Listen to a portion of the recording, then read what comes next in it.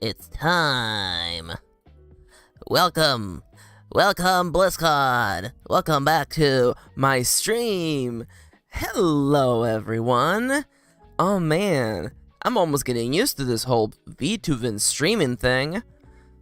Is everything actually live? I think I'm really getting used to it now. Yeah. Hello, everyone. Welcome to a very, very special episode of... Oh, hey, Mars. Yo, nice to see you again. Welcome to another episode of my stream. Today is a very special episode because we're going to be randomly generating a novel idea together. I even have a pick crew. We're gonna make what the character looks like. We're actually gonna brainstorm the story idea. It's gonna be exciting. But first, we gotta do a little bit of warming up, you know, a little bit of winding up. Also, I do have to let you know a little bit behind the scenes. I forgot to put my phone in Do Not Disturb. Oh my god. Oh my god. So much for having a checklist. Also, shout. Hello? They can't. No, shout. Hello? Louder. Hello? There you go. Kitty is actually in the office today. So yeah. Everybody, y'all better be in your best behavior today. Wrenches in the chat, only the greatest mod in the whole world, to be entirely honest. It's true, you have 0% latency. Yo, the ultra low latency. Yeah. No, today's exciting. Today's gonna be a fun day. And it's Timberwolfie's here. Hi, Timberwolfie. Yo, I love those little cat emojis though. They're so cute. So yeah, no, today's gonna be a very exciting day. And I have a bunch of stuff to run by people because I have ideas for other things to do on the stream. This kind of the way that I handle things. As soon as I get used to doing one thing, I immediately want to be okay, how can I make it harder? I'm actually I was looking at my stats yesterday and I was able to write I was almost at the regular speed that I write normally without, writing in front of people. So I was actually kind of really getting into the groove. It's fun. It's fun. I hope that, watching me slightly lose my mind in front of, a live crowd, I hope that's been fun. It's been really fun for me. Honestly, streaming has been such a nice breath of fresh air, especially for me who, I do a lot of writing, but a lot of, writing is a very solitary experience. So being able to do it with other people is really fun. Yeah. And also, y'all are just such a lovely crowd, to be entirely honest. Yeah. Also, I'm gonna rewind us a little bit. I'm really sorry for everyone who was enjoying that song. Because sorry, the Lo-Fi Lee remix of Sleigh Ride is so good. Mars says, I somehow got into a good writing groove today and edited the last 5 chapters of my novel, so I'm just coasting off the high of finishing that now. Yo, that's the best feeling though, honestly. And hi Moontomes, nice to see you again. Honestly though, Mars, that happens to me, whenever I finish, the big hump of any, project. Because I'm really good. I don't want to say I'm good at crunching, but I'm good at focusing on a task until it's complete. And once I get over that hump, I feel myself just I get that high of wow, it really is over, huh? And I feel my productivity hurts a little bit after that, but honestly, it's good to go through phases of you get a lot of stuff done, and then you relax a little, Also, hey Charles, nice to see you again. Everybody, say hi to the top three wrenches in chat for sure.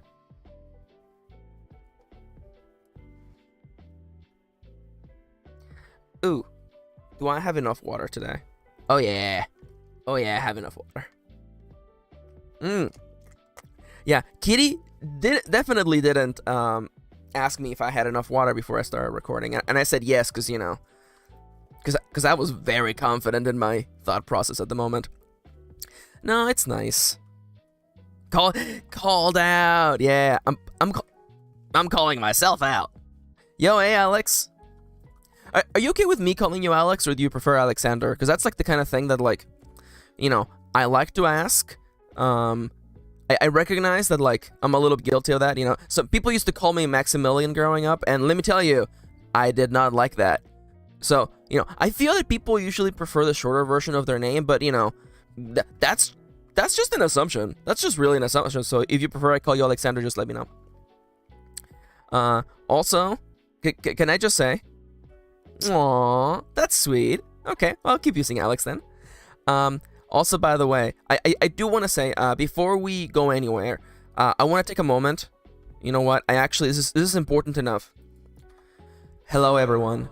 I want to make a public announcement, and I want to let everyone know that yesterday, when Plaguesworth at Doomsworth on Twitter invaded our chat, he said that he ran over a dog, and the dog was okay. And I would like to inform everyone that this was an anecdote he made up for fun. No dogs were actually harmed in him coming over to our place to pick us up to do some late Christmas shopping. I wanted to make that very clear. I heard the dog was okay. This dog was a fictional dog who, according to the lore, we figured out later, the dog got up on two legs, put on a little hat, picked up its suitcase, and then went home. So, you know what? Everything's okay.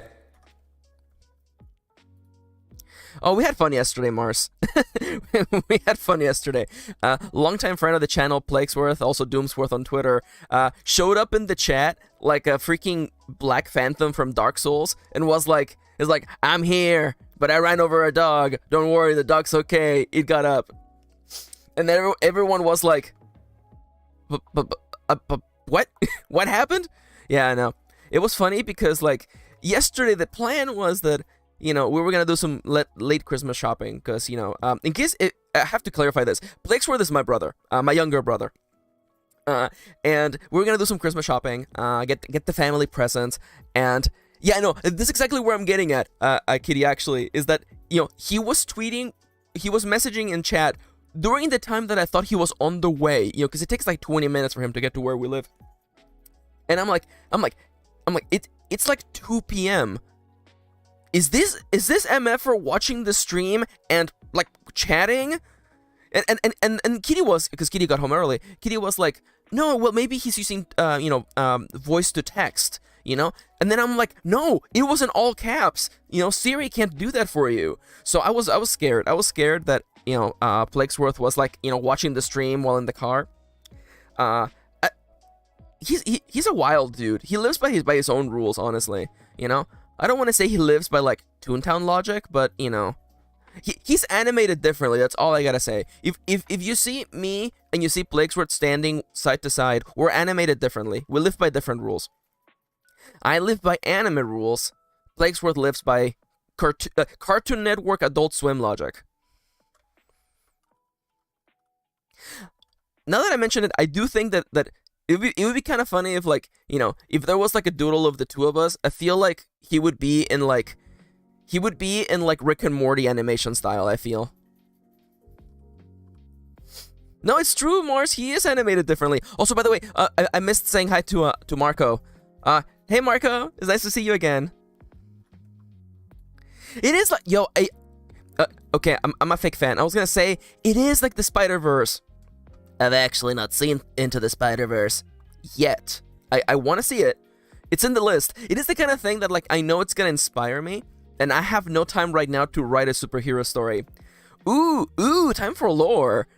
One of the first, I know, oh no, Charles mad. Well, actually, one of the first fiction stories that I wrote was actually superheroes. Yeah, it's up there. It's up there in the back of my head.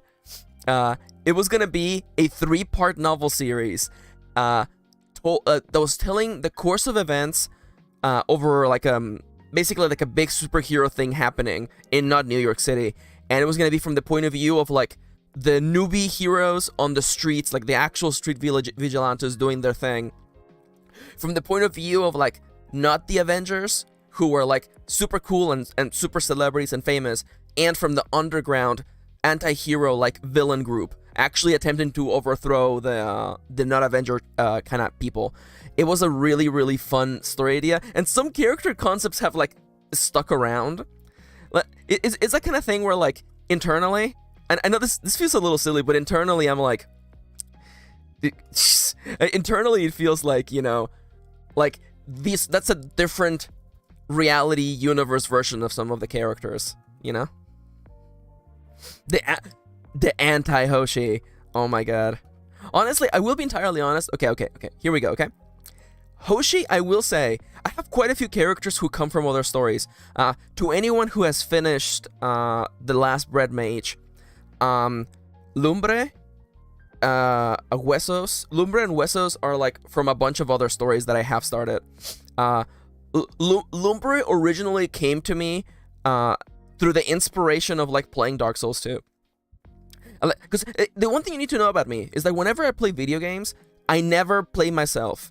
This is something I've never done that. I never make myself. It's just how my brain works. I always make a character. I always think to myself, well, you know, if a character lived in the setting, what would they look like? Who would they be like?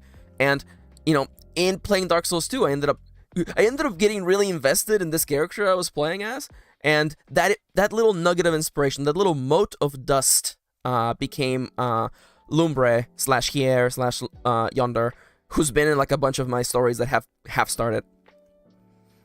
I do intend. She's gonna get her own book. They're gonna get their own book eventually.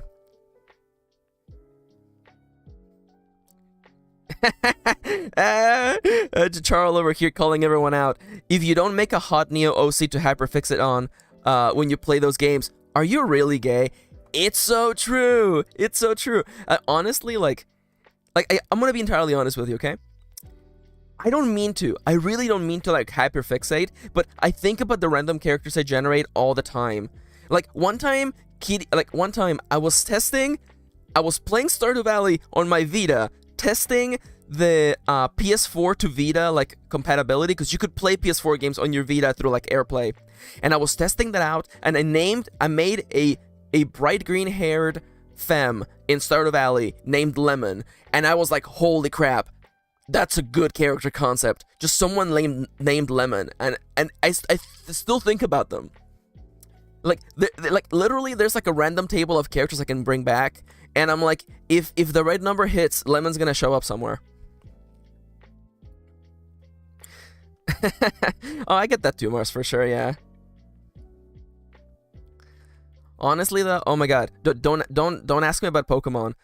Okay, nobody talk to me about Pokemon, about orange juice and grape juice, because that game, Kitty and I were playing it together. I love that you can play Pokemon together, but I'll just say this right now, okay? It really is the Elden Ring of Pokemon, because the plot is like clearly wanting us to go one way, and we could not possibly be going the opposite way any faster. We have been playing that game since release. We got it a day before release day, and we have barely done anything. We have barely done anything. I mean, we have caught like half the Pokemon already, but you know, plot? Pff, who's that? I don't know him. I wouldn't know him if I saw them walking down the street. Oh, it is fun, Timber. It actually is really fun. Yeah, no, games are pricey. Yeah, for sure. No, I've had fun with it. It's definitely a different Pokemon game. You know, there's a lot you can say about the way that Game Freak, the company that makes the Pokemon games, has been a little bit behind the times, let's be entirely honest, but it definitely feels like a jump from Sword Shield to Orange Violet. It is actually, no, it's not Scarlet. It really is Pokemon Orange Grape Juice, really. That's what it is. It definitely feels like a different Pokemon game, much like Legends Arceus felt like a different Pokemon game. Also, by the way, honestly, Moontomes, honestly though, okay, here we go. You have activated my trap card. Okay, so we have feelings about Arwen. We've been playing a lot of Arven's plot, and so much of Arven's plot for us has been, is he evil? Is he evil? And every time I'm like, oh crap, I think he's evil. The game is like, he's just a dummy. He's a dummy who loves his dog. And I'm just like, I guess he's not evil. Okay, if he's evil, don't tell me. If he's evil, just like, everyone reply with like neutral face emojis, but you know, don't tell me. But so far, I'm just like, wow. You know, Honestly, I actually prefer, because in Pokemon games, the Pokemon fandom is always like, I want the antagonistic character to be mean, and I want them to like spit in my face and push my face into the dirt or something like that. I don't know, people are weird. And I love that the rival in this game the rival in this game is just like so excited about Pokemon battling, you know? What the hell's what's her name? Nemona, thank you. My Nemona. Yeah, Nemona, she's just a freaking nerd for fighting, and I love that. Also, oh my god. Oh my god, that's the best. I love that. Mar says, oh my god, my friend was so mad that there's a sandwich making component in the game because he works at a sandwich shop, and he's like, why would I want to make sandwich in a game when I do that in real life? Honestly, though, that is so true. That is actually really funny. Also, I'm not gonna lie, the sandwich making part of Pokemon orange juice and grape juice, that's like the jankiest part of the game. Like, that is, like, you can tell the moment they ran out of budget, and it was the sandwich making minigame. Yeah. It's like, we do not have the money to make this look good.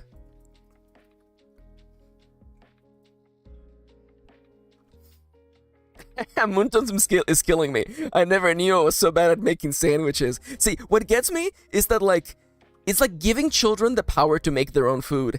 And what are children gonna do? Like, if you give me the power to make a sandwich, it's just gonna be like 3 pickles, peanut butter, and like cheese. And I know what you're thinking. Max, that's disgusting. I know! That's what happens when you give children power. That's why we don't let children feed themselves. They're gonna eat chicken nuggets all day. Okay, Alexander, I need to know. There's no way Sim Sandwich was actually a real thing. Have to look that up. What? What? Excuse me? Sim Sandwich is actually a game? Sim Sandwich is a simulation game developed by Maxoid, released in January 22, 2014. It centers around simulating the creation of a sandwich using various different ingredients. What does this game look like? I thought I was getting memed on. I thought Alexander was memeing on me. You're telling me there's really... No, am I getting memed? Am I being memed?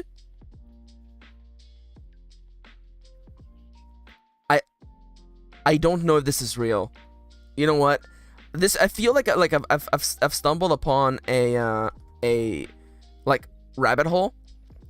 I feel like now my YouTube recommendation is gonna be like, it's like a 6-hour video talking about the explaining the Sim Sandwich ARG. Oh yeah, Charlie, yeah, you can next one. What happened? Yo, anybody want to drop like $200 on Matt McMuscle's like Patreon just to ask what happened to the Sim Sandwich? By the way, if you want to, if you would like to drop money, you can also do top left. By the way, also Charles, try leaving the link. I think it will work. Most of the time, yo, Sim Sandwich subliminal messages. I click on someone's video and it just looks like Marble Hornets for some reason, and I'm just like, what? Oh, there you go, that worked. Okay, hell yeah. Because normally if people post links, they just get like, I don't want to say shadow banned, but they don't go through.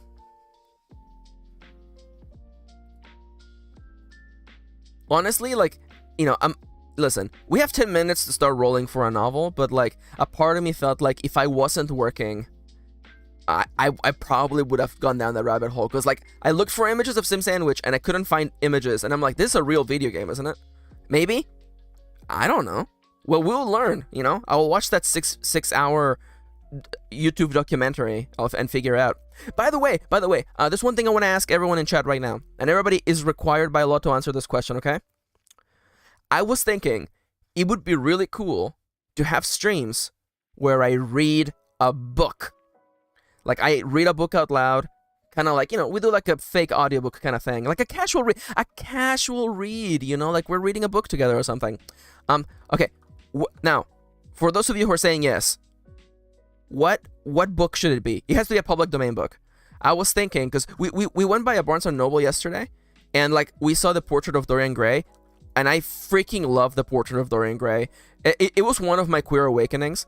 Other books that could be possible to read: The Wizard of Oz, Alice in Wonderland, Sherlock Holmes. I got the list, babe. Oh, yo. You want me to send it to you? Yeah. Send it through Twitter. Okay. I could do that. No, I see the Moontomes. The funny thing, and honestly, I was worried about talking for like 3 hours straight, but it turns out that, you know, doing years upon years of thank you for the heads up on that. Oh my god. Okay.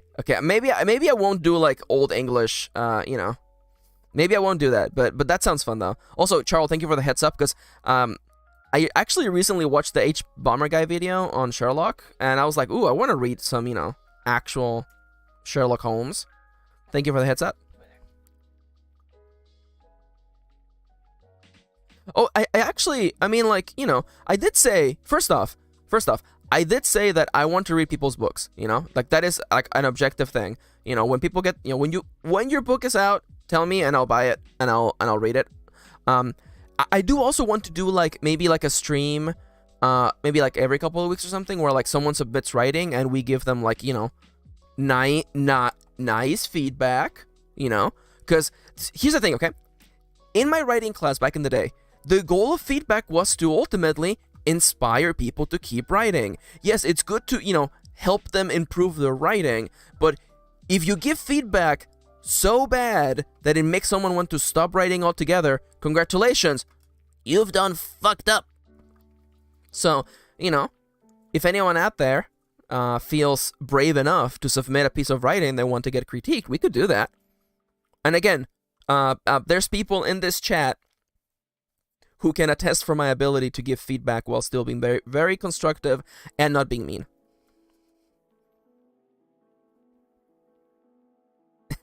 Okay. You can't just put a little colon close parentheses like that. People are gonna think that I'm being sarcastic, but I'm not being sarcastic. How dare you? How dare you? How dare you? By the way, yeah, I have a list of books. The Picture of Dorian Gray, Frankenstein. Oh, yeah, I could do. Yo, Alex, that's such a good idea. Yeah, oh my god. It's the kind of stuff that I should have thought about way earlier. There's also, oh, yo, that would be cute.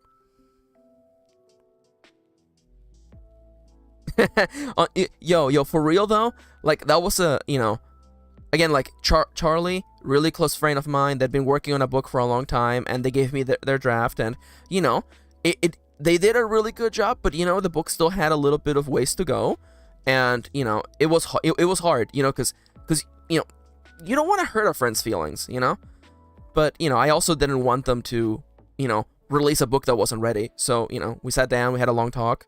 And I feel like ultimately, although it was a hard conversation to have, it was really productive. And Charlie has gone back into that book, and they're doing fantastic things with it. I'm just, honestly, I'm like really excited to like read it again. Yeah. Also, Dracula is another public domain book, but everybody read Dracula last year anyway, so. Yeah, you know. Yeah, no, Charlie's art is amazing. Also, the writing is really good. I loved it.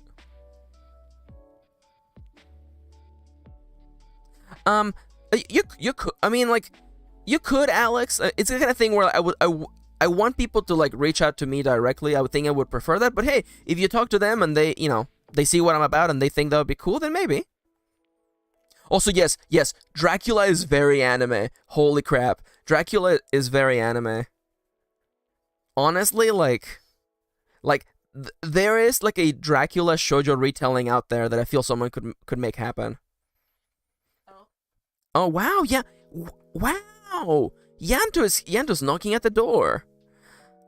Oh yeah, that y'all. You think you think I should read freaking Pride and Prejudice by Jane Austen? You think I should do that? The answer is no. Christmas Carol, The Count of Monte Cristo. Oh yeah, that's only like 10,000 pages. Yo, what about Les Mis? We all know about my experience with French and how good I am at pronouncing French.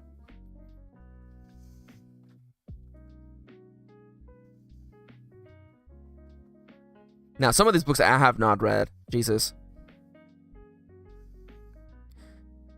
Wait, France? Wait, Kafka's Metamorphosis is public domain? That can't be right. When did Kafka die?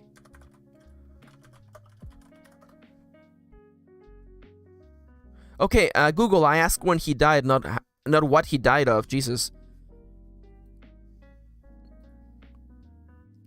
Yo, hell yeah, I've never read Frankenstein. Isn't it subtitled The Modern Prometheus? Or am I thinking of something else? I think that's something else. Then what the hell is Frankenstein the Modern Prometheus?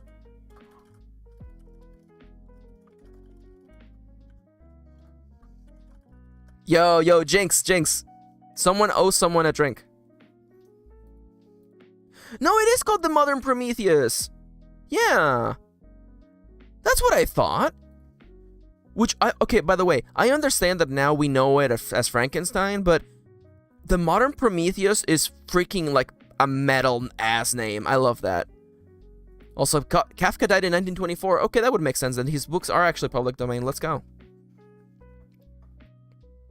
Yo. Mary Shelley, by the way, inventor of science fiction. And I will not let anyone else convince me otherwise.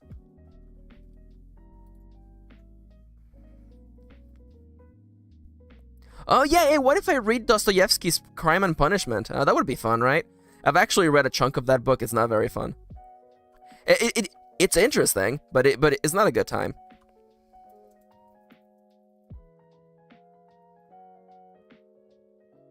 Okay. Oh, yo, I think Charles would have fun with me reading the Odyssey. Freaking love the Odyssey. That was fun. Anyone else here was a young kid who was into Greek mythology growing up? Raise your hand.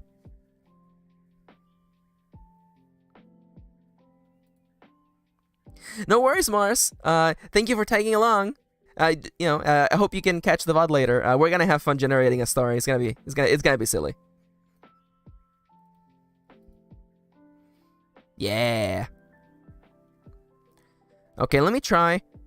I'm gonna put up a poll. I'm gonna put up a poll real quick. Which book should I read first?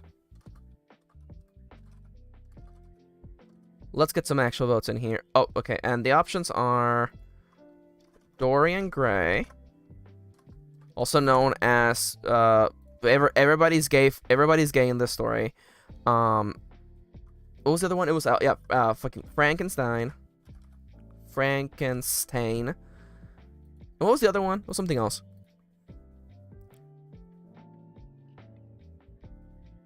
A part of me, it was actually fun. I recently read The Time Machine by H.G. Wells, and it was interesting, like, seeing the inspiration for time travel. And let me tell you, that time travel machine is busted. I'll put Alice in Wonderland in there.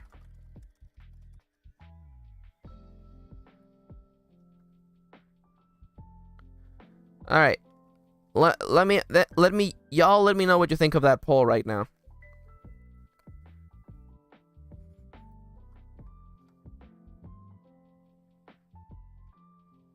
I will say, by the way, to anyone who hasn't read the Picture of Dorian Gray, do it. That book is queer energy as hell. It's also very anime. I remember reading it when I was, like, in high school, and in my mind I pictured it as, like, in anime style. There's a scene where the titular Dorian Gray, anime pretty boy, is so distressed with painter Basil not wanting to go out with him and his rich friend out to party in the town that Dorian throws himself upon a pile of pillows dramatically.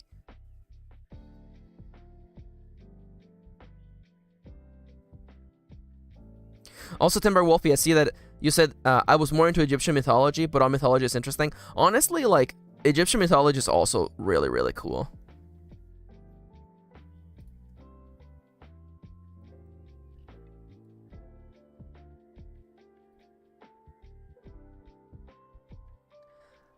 Oh, and it's now time. Oh no. Has everyone voted?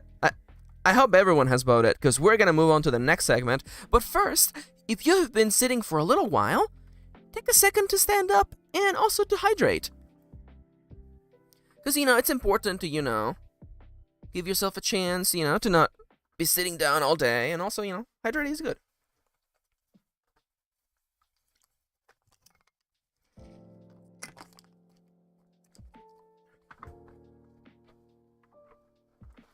Oh, I'm looking at the results, and like it looks split, I think.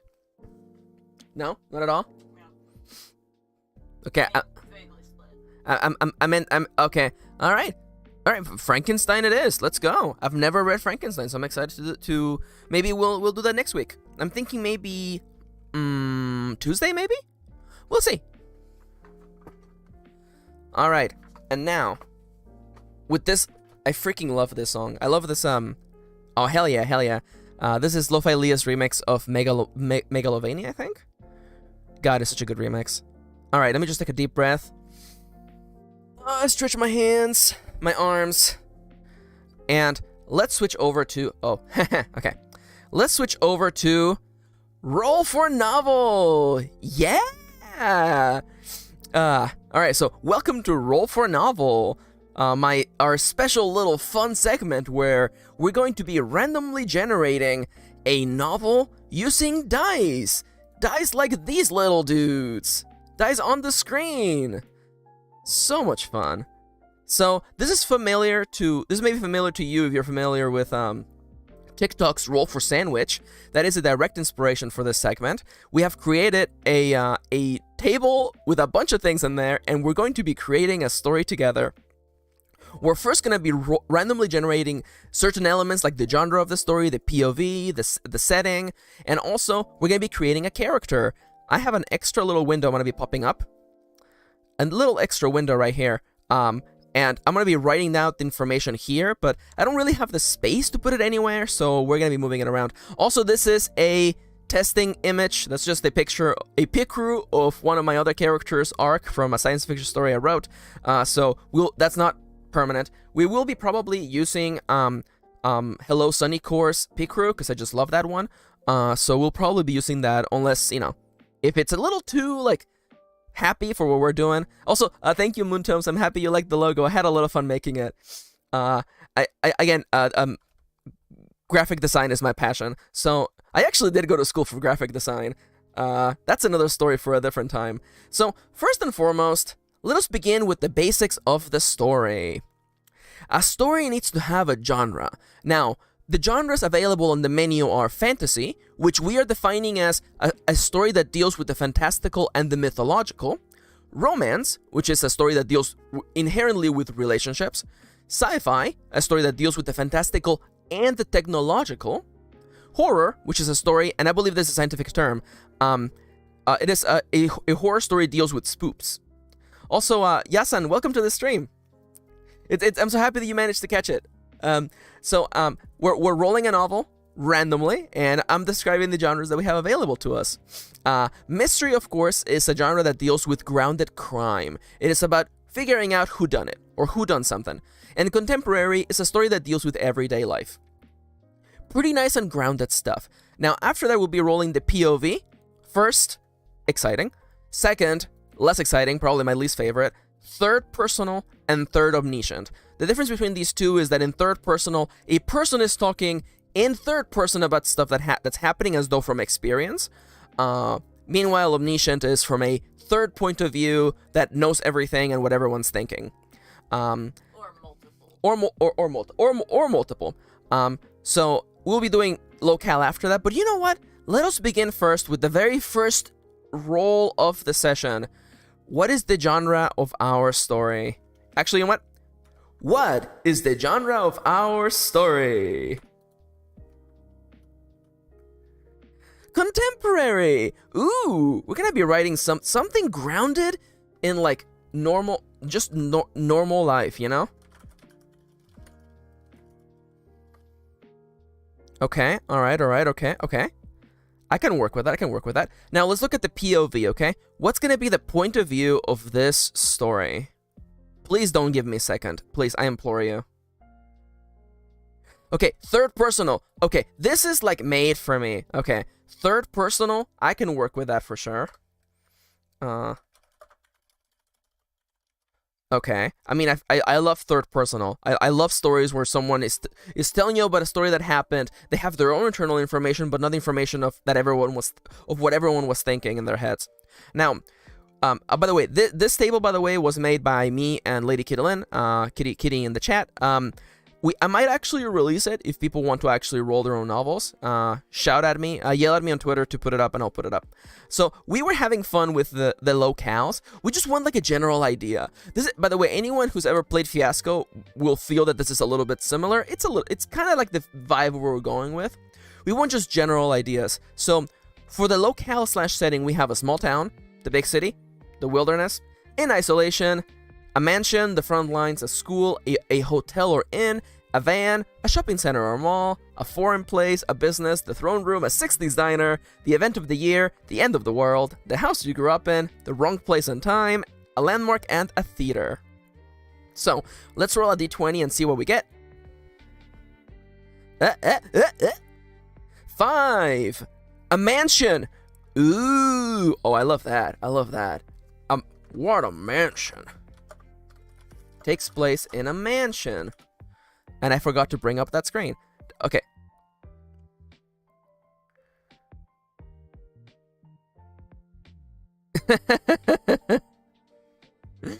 Yeah, I get that.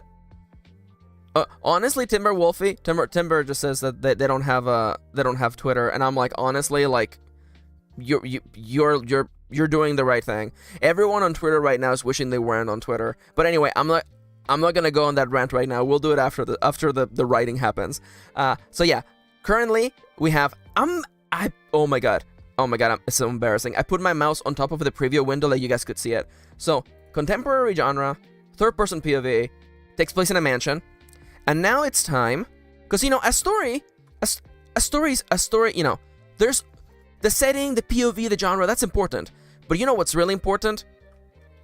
The characters, the protagonist, the person we're following through the story, a stage is nothing without the actors playing on it. So, now the most important part, I think, to begin with, is the characters' pronouns. What do they want people to call them? And I feel like it's really important to begin there. Instead of asking questions like, what sex are they? What, we came up with a much more cleaner, concise way of creating a character by just asking them, what do they want to be called? So this character's pronouns are, rolling the d6. Oh, she, her. Perfect. Okay.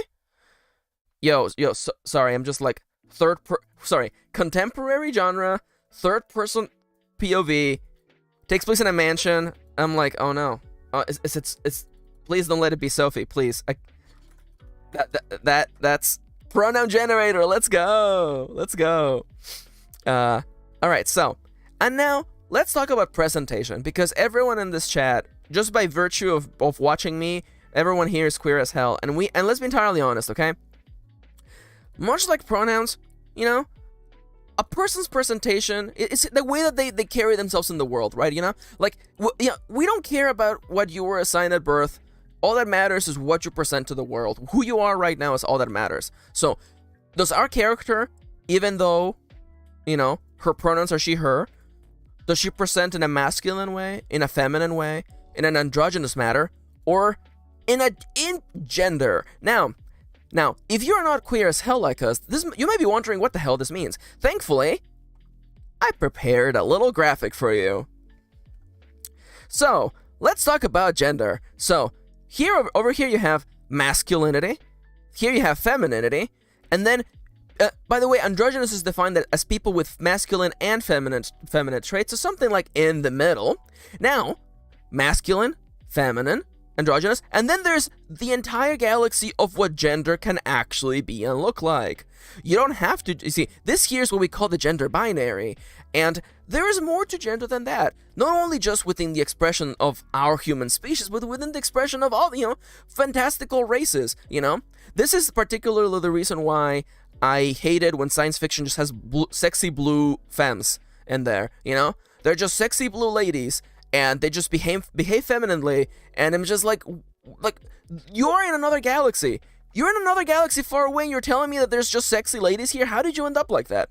Anyway, so, yes, you know, our character can be masculine, feminine, androgynous, or just gender. If you would like some examples of people who are just gender, just Google pictures of Lil Nas X. Because Lil Nas X, he's gender, okay? He's gender. He's totally gender. So I'm rolling that 1d4. Oh, well, that pretty straightforward. Our character is she, her, and she presents herself in a femme fashion.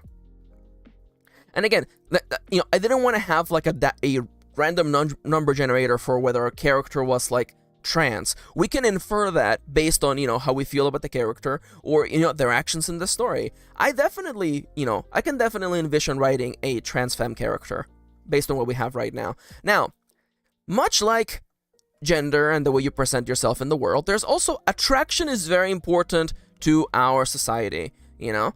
Who are you attracted to?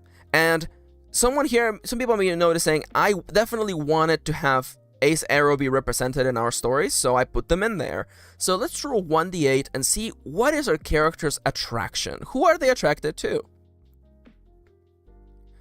7! They are not attracted at all! You know what? Completely valid.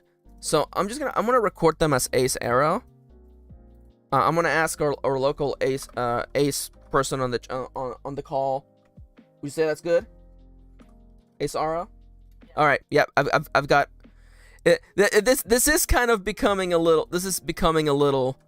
Aw, Tim. Aw. This is kind of becoming a little Sophie, honestly, though. Yeah. Sophie was pretty ace. I'm not gonna lie. There was gonna be a plot in like book 2 where like a boy shows up, but I was gonna just be like, yeah, Sophie doesn't care about this boy. So now we have a protagonist. Let me actually bring back that screen. So we have. Oh no. Oh shit's moving now. Oh no, nobody look. Okay, so we have our novel is contemporary genre, third-person POV, takes place in a mansion, and our protagonist is she, her, presents femininely, and is Ace Arrow. So that's asexual, aromantic for anyone out there who's not aware of the lingo. That means that she is not particularly attracted romantically or sexually towards anyone, and that's cool. Now, any story, much like any nice bowl of chili, needs a secret ingredient. A little something we call, put some spice on that, on a baby. Put Motivation. That is motivation. Ah, shit. Okay, anyways, everyone, ignore you heard that. Oh, I'm so excited to go. Okay, as I was saying before I messed up, characters need motivations. Before you put spice on the chili, you gotta be motivated to put the spice on the chili. So the motivations we have available today are, they want something that belongs to someone else. Something was taken away from them. They want revenge. They want to be forgiven. They want to be accepted. They want to come clean. They want to help. They want to run away. They want money, fame, glory, and all that jazz. Or roll twice, and then the character gets to be torn between two completely different motivations. Isn't that fun? So let's roll the d10. Oh my god, let's go. Yo, that was a super spin. They want to be forgiven. Yo, I like that. Wants to be forgiven. See, we already have a conflict in here, right? What did she do? What did our protag do in the past that she wants to be forgiven for? Yo. I honestly, like, well, I did some like random rolls before, and I was like, oh yeah, it's gonna be like a sci-fi story taking place in a van with a character who wants money, and I'm like, well, I can make that work. I'm actually I'm so glad we're getting like emotional today. Let's go. So now, as I was saying, it's just Han Solo, god damn it. It is true though. Yeah, Han Solo is just the guy in a van who wants money. It's true. So it's time to put some spice on it. Now, because Kitty and I, we're anime trash, we decided to put shonen, shoujo, seinen, and josei in here. Should I just go through all of them? Okay, so let's go through all the little spices we can put on here, right? So first off, the first spice is inside of a story or inside of a dream or story inside of a story. So not only whatever we're doing is already happening, also it's happening inside of a dream or it's a story inside of a story. Oh, sorry. Thank you. Number 2, it's a road trip. Number 3, it's a shonen anime. And those for those of you who don't know what shonen means, shonen is a genre of anime, one of the 4 pillars. No, Charles, don't worry about it. Don't worry about it. You're having fun, and that makes me feel happy. The 4 pillars of Japanese manga and anime are shonen, shoujo, seinen, and josei. And shonen is basically young adult aimed at boys. It has a focus on action, adventure, and the fighting of monsters or other forces of evil. Number 4 is suddenly it's dystopian. Number 5 is oops, the antagonist is hot. Number 6 is it's a shoujo anime. Now, shoujo is the opposite of shonen in that shoujo is for young adult and is aimed generally at younger women. It has a focus on human relationships and emotions, characters that defy traditional roles and stereotypes surrounding gender and sexuality, depictions of supernatural and paranormal subjects. I took this from Wikipedia. I actually thought it was pretty on the money. Number 7, by the way, lucky number 7, it's chat's choice. You guys would get to choose what the spice is. Number 4, it's a sitcom. Number 9, suddenly it's a battle royale. Where are we dropping, boys? Number 10, watch out, it's a seinen anime. Now, while shonen is for young adult males, I guess, aimed at young men, seinen is actually what I would confidently call it neo-adult for males. It has more of an adult tone, and it's a mixture of shonen with a higher degree of violence and other adult themes. If this becomes a seinen anime, there's gonna be like fighting in this mansion, but like violent fighting. 11, surprise throuple. You don't know what a throuple is? That's when 3 people form a couple, aka 3 people. It's good stuff. 12, sorry, everyone's too sad to be horny. This is also known as the Pages experience. 13, also, it's a video game. 14, the time I got isekai'd to another world. Isekai is a genre of Japanese fiction and novels and anime that involves a character being transported to another world. And 15, whoops, it's josei anime. Now, josei is new adult for aimed at a women demographic. It has a much more adult tone. Oh my god, yeah, truck 2, yeah. Oh, yo, Lish! Lish is here, yo! Pog! Hey, Lish! It's so nice to see you again. Also, yes, Moontomes is so on the money. Will Truck-kun actually show up? Josei has more of a focus on more adult tones and a higher focus on sexuality, but it is very grounded. Also, Josei stories are very sad. Oh, hi, Benny. Thank you for making it. By the way, we're generating a random story using dice rolls, and we're about to add the secret spice. Yo, let's go, Lish. Yeah, let's all write and have fun. So we're adding the final spice, and I'm reviewing the options that we have available. Number 16 is surprise, we're the villains.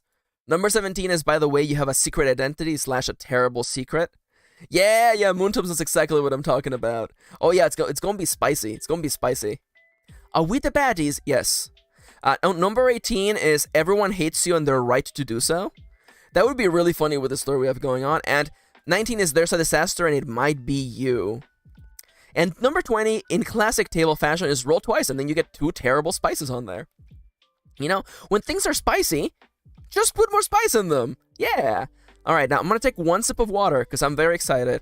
And for anyone just tuning in, here's what we have going on right now. Our novel is going to be of a contemporary genre with a third-person POV, and it takes place in a mansion. And her protection traits are that she's she/her. They present the femme. They are ace arrow, and they want to be forgiven. Ooh, I'm so excited. I want to know what that's about. So let me just take a sip of water, and then we'll roll that d20. The last roll. Yeah.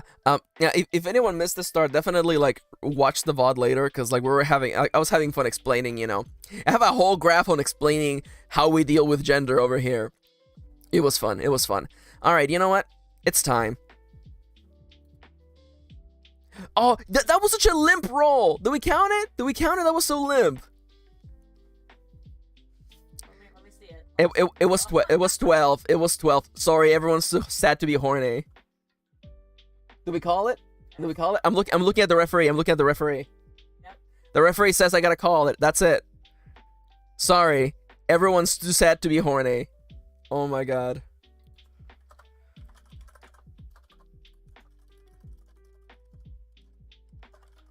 Which honestly, like, that's not a problem for a pro tag. I feel like our pro tag is like, I'm just made different, okay? Listen. Everyone is sad, and our pro tag is just like, yeah, eh. Yeah, I feel like, yeah. Charles is like, that is just all of my novels. That's so funny. That's good. What? Oh, there it goes. Yeah, no, yeah, I took it off. Okay. I took it off. She's built different. She's built different. All right, so here's the way that we're gonna do this, okay? I'm actually gonna scroll up just because honestly, I had so much fun making all the logos, so we're gonna just like put it like here for now. Okay, so as I mentioned before, like online, I need your guys' help. Like this is a collaborative work right now. So, oh, by the way, this is a temporary image. By the way, don't look at this image. This image doesn't exist. This is just a temporary image. In fact, we're gonna be using thank you Beanie. We're gonna be using Hello Sunny Course Picrew to generate the character. But before we do that, I want to know, what are you guys envisioning right now? You know, because what can we do with this right now? Contemporary. It means that this is not Sophie. This is not happening. In like the early 1900s. This is right now. It's a mansion right now. Immediately, my mind goes to like, escape games. My mind goes to, clearly some sort of like wealthy relative. Aw, thank you. I love to hear that. Yeah, no, I had so much fun making this. I wanted like the computer vibe, honestly. And again, I'm a digital program. So it just felt like it would work, Okay, yeah. You know what? Oh, I can't actually look that up. Thank you. It's by the way, for those of you who weren't here at the start, Kitty's actually with me in the studio right now, so it's really funny. Hello. Hopefully they heard that. Okay, I see that. Okay, yeah. For sure. Yeah, I sense that. So, I'm thinking the story, Wild Kitty encounter. Yeah! Oh my god. So, it takes place in a mansion, and our characters desire, what they want to do is that they want to be forgiven. So, are we dealing with a character, is there guilt here, or do you think that maybe, because it's okay to ask to be forgiven, but is it something that she personally did? Or maybe a matter of an essence of the times, Like, for instance, did she do something actively to hurt someone? Or did she have, like, an indecision that led to bad things happening? Like, for instance, this mansion, it doesn't belong to her. I already know. It doesn't belong to her. It belongs to a relative. Is this a relative that she let down? Or a relative that she, like, hurt emotionally in the past? That's fair. I like that, Lish, yeah? Maybe there's a supernatural element and someone died before she could make peace with him. Honestly, the genre is simply contemporary, so we could put some, like, supernatural elements in there, Is there a shard of, okay, so oh no, it's a grief story. Yeah, it's true. Things are gonna get sad. Every writer... Honestly, yo, I kind of like that. I like Moontomes. Maybe it's an estranged relative that they misjudged. Honestly, because see, like every writer handles things differently, right? Because a part of me immediately thought, okay, did our protag murder someone, or their actions led to someone dying, and that's like eating her up inside, But I like that, different people in the chat with different ideas, because I would immediately go to murder, but we don't have to do that. I definitely, You know, I like the idea that, like, they missed their chance, they missed the train to actually apologize to this person. So, you know what? I'm gonna, you know, wants to apologize to someone. Okay, question, chat. Okay, I'm gonna put up. Okay, I'm gonna put up the world's quickest poll. Okay, this is gonna be the world's quickest poll. Okay. Did the protag's relative? No. Okay, is the protag's relative dead?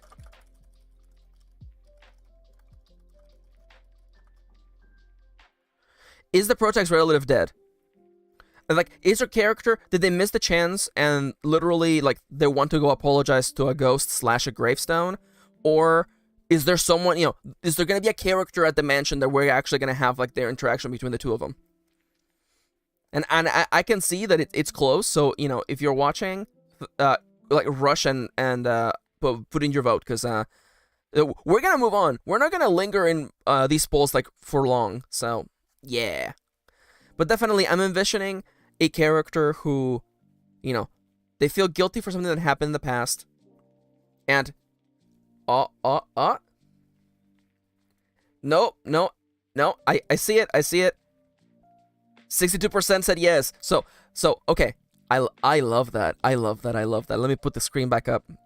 So, wants to apologize to someone who is dead. Or protag wants to apologize to someone who's dead. I love Kitty. That MFer is dead. So, okay. Alright. I want people in the chat. Okay. Hey, are we doing aunt, grandma, or is it like a distant relative? I mean, I kind of liked... Who was it Lish? Someone who they misjudged before? Was it Lish or was it Moontomes? It was Moontomes, wasn't it? Honestly, you know what? Oh, see, here's the thing, okay? We can hint at supernatural things. We can have, like, where protag have that little bit of extra guilt, where they're like, you know, like they're seeing the ghost around, you know, that kind of stuff, you know. Like, I'm envisioning that they walk into the mansion and, you know, this is so much fucking Sophie. It angers me, but an eccentric grandparent. I like that. But imagine them, you know, they turn the key, they open the door to the mansion, and, like, things are just the way that their relative left it, and it looked as though they were just here, like, hours ago. You know, and our character or protag has that fear of, like, are they really dead? Is this, you know, is this something that I created in my mind just to justify coming all the way here to this other corner of the country? Yeah. Okay, well, it's definitely an eccentric relative. You know, it's definitely an eccentric relative. I honestly, like, sometimes the wording just gets me. I hope that is visible. Oh, it is not visible. Okay, eccentric relative. They own the mansion. We'll figure out. It's an uncle. Yes. I'm definitely like. We can figure out what they look like and who they were when we get there. Yo, honestly though, you know, I mean, we could even have some queer themes in there. You know, we could have our protag misjudge their uncle, you know, and then later they realize that they were queer as hell. You know, we don't know that. You know, I feel like that's stuff we can find out in writing. Yeah. Oh, and they didn't get the chance to thank the relative for being the one who helped them come out. Yeah, there you go. Yeah, and then we make it super sad. Okay. You know what? Gay relative. I'm running out of space here, but that's fine. This is the first time we're doing this. We'll figure it out. It's a gay relative. Protag came out because of relative. Never had the chance. Oh, now everyone knows that I can't spell. Never had a chance to thank them. And also they misjudged them, but we'll get there. Honestly, this whole list is not doing it for me. Can I, like, fix this? There we go. This is somewhat better. This is somewhat better.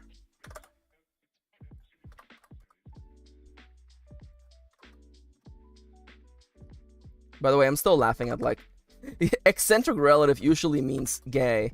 And I'm like, I get, yeah, someone has to be the eccentric relative. I'm the eccentric relative in our family, so it's fine. All right, so let's move over. I think that we have enough here. We have enough here for sure. Let's move over really quickly. The Picrew I'm going to be using, by the way, Picrew is a website. It's a Japanese website where people put up like little create character little modules. The one we're using is from Hello Sunnycore. Hello Sunnycore is a wonderful artist on Twitter. Their art is freaking amazing. Look at this. Look at this. Look at this. Look at this. I get so much art envy every time I see them.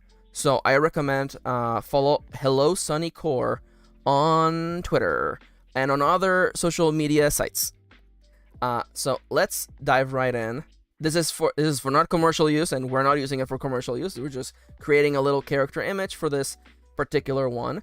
Now, I definitely feel the base face is fine. Kitty, can you please can I ask for an executive call? Skin tone. Dark skin tone. All right. I took the ears off. Oh no, nobody look. Dark skin tone. That works for me. I do love that in this Picrew the default skin tone is actually dark. I freaking love that. Honestly, I kind of like the default brown. Or you want to go darker, Beb? Okay, we'll go with the default. Okay, now people in chat, yell at me. Hair color and hairstyle, just yell. Just literally yell hairstyles, and I'll start trying things out.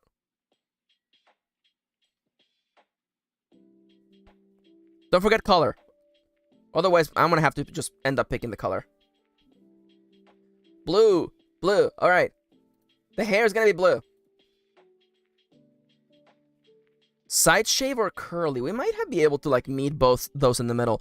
Honestly, yeah, I'm picturing some hair with texture, honestly, and you know, hello. Oh, let's go, everyone. Now let's see. Is there like a nice little like? No, not that. Not. Ooh, I'm kind of digging. Some nice like, yeah. Let's go. I do kind of like the side cut. Is there something we can do? No, because I definitely love the textured hair. Blue hair and pronouns, baby. Let's go.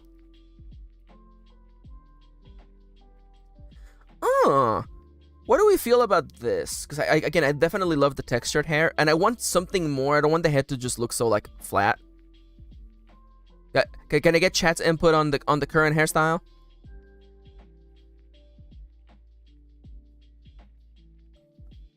All right. Okay. Now, I need demeanor. Okay. Does our character have, you know, a resting face problem? Do they look sweet? You know, do they look like a little shit? You know, like me. Like me. You know, what's their general demeanor? You know. I love Yasan. Like, it looks good. Looks good. They look sweet. Okay, yeah. Okay, what does RBF stand for? Oh, wait. Hold up. I just realized what it stands for. Thank you. Kitty's laughing at me. I was like, I wonder what resting B-face could possibly stand for. Okay, yeah, like a Dark Souls NPC. Oh my god. I'm dying. Okay. You know what? Let's see. Definitely regular human ears. We're not doing anything supernatural today. Ooh. Okay. I'm definitely feeling. Yeah, we're probably also not gonna do like 10,000 eyes. Probably not today. Let's go over here. Now, sad people don't have sparkles in their eyes. I'm really sorry. Now, what kind of? Oh, I remember. I used this Picrew so much. I know all these freaking expressions. No, not you. No, that's a little bit too, like, troubled. That's too sad. Well, I don't want the dot for the mouth. Are we doing, like, resting glare is such a good way to describe it. Honestly, like, considering how she's, like, dealing with all this drama, I feel like this has to be the expression. I'm not sure about a small smile. Okay. I can try a small smile. Let's see if, like, the lips can somehow help here. Because our character is kind of femme. No, that's a little bit too happy. Like, what if we... Okay, does anyone else love the black lipstick, or is it just me?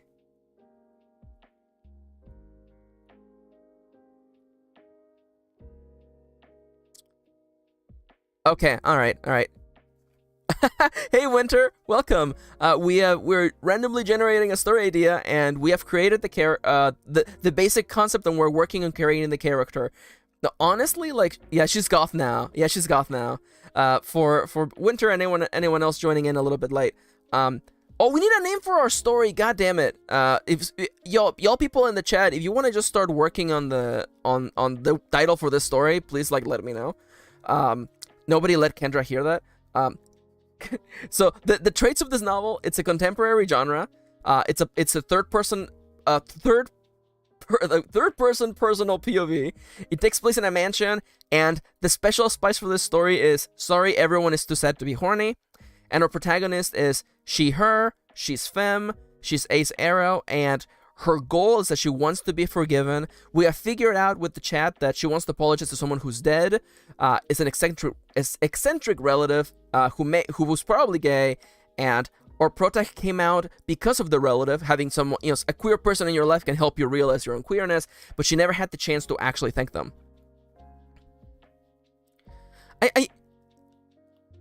I see what you're doing there, Lish. Out of the closet and into the fire. I definitely feel like because skeletons in the closet. Would it be? I'm looking over to Kitty. Grandma's closet is like so good. I was gonna say like gay skeletons in the closet, but that's probably no. You know what? I'm just gonna say grandma's closet. Honestly.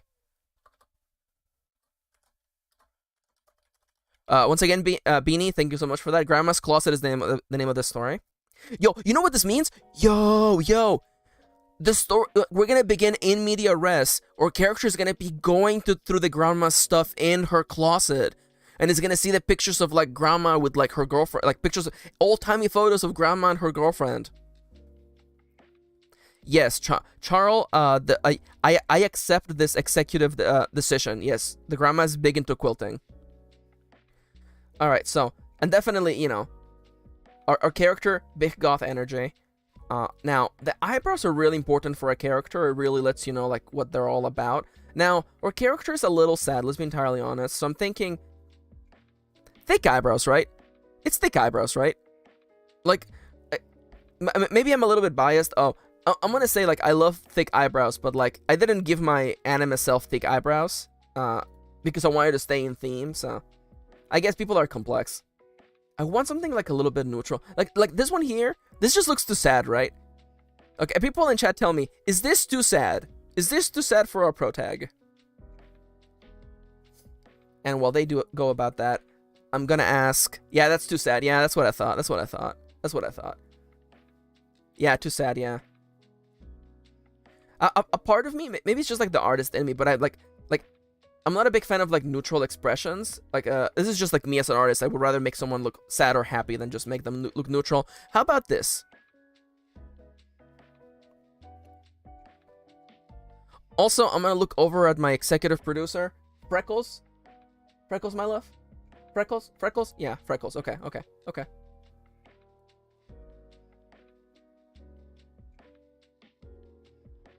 Freckles feels like a good call.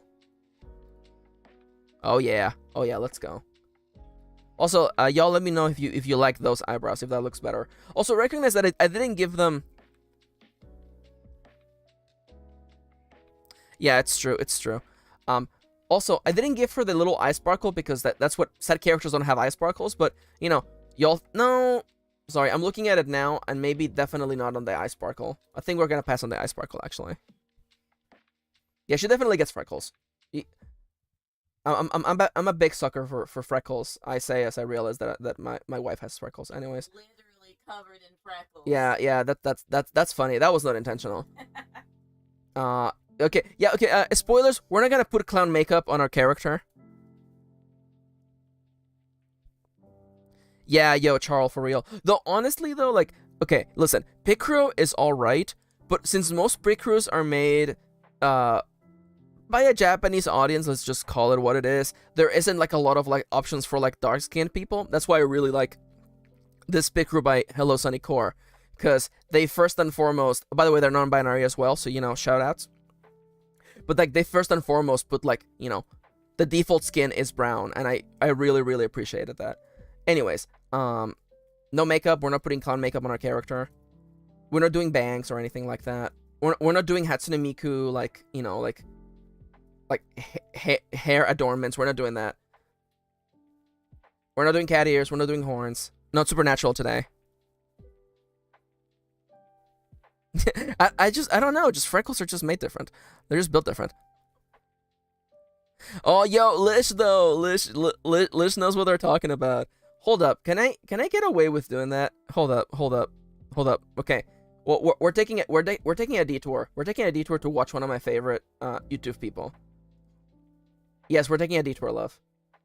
Sorry, it's related to what Lish said, okay? It's related, okay? Also, I get to flex that Captain Astronaut follows me. Character creator. Okay. Sorry. All right. So, because Lish said... Character creator. Lish said in the chat, I love it when the skin options are marshmallow, slate gray, and blue. And that reminded me of Captain Astronaut's video on black characters in video games. Wow, this character creator is great. As long as they're not trying to make a black person. I hope you guys could hear that. I love Captain Astronaut. Also, he follows me on Twitter, so I feel so blessed. I hope you guys could hear that. Alright, so back to our character. We're not putting horns in there. Okay, crap. Okay, fashion style, though. Fashion style. I need to know, okay? Because I know that we're going for, like, goth style, but, like, you know, how goth, you know? Like, cute goth. Like, street fashion goth. I like Liz just screaming, just goth. Just make him goth, Max. And I'm like, it's true. But I mean, like, lacy goth. Oh, you mean like one of these? You mean like one of these?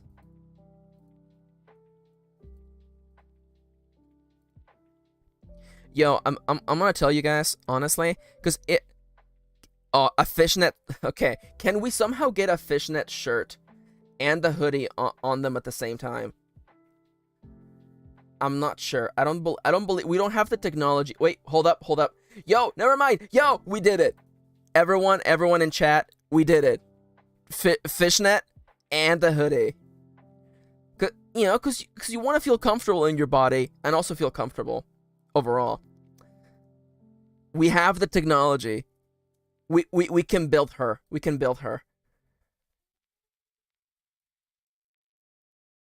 Oh my god, yeah. It's true. No, it's true. Beanie's right. The fingerless fishnet gloves are out of frame, but they're there.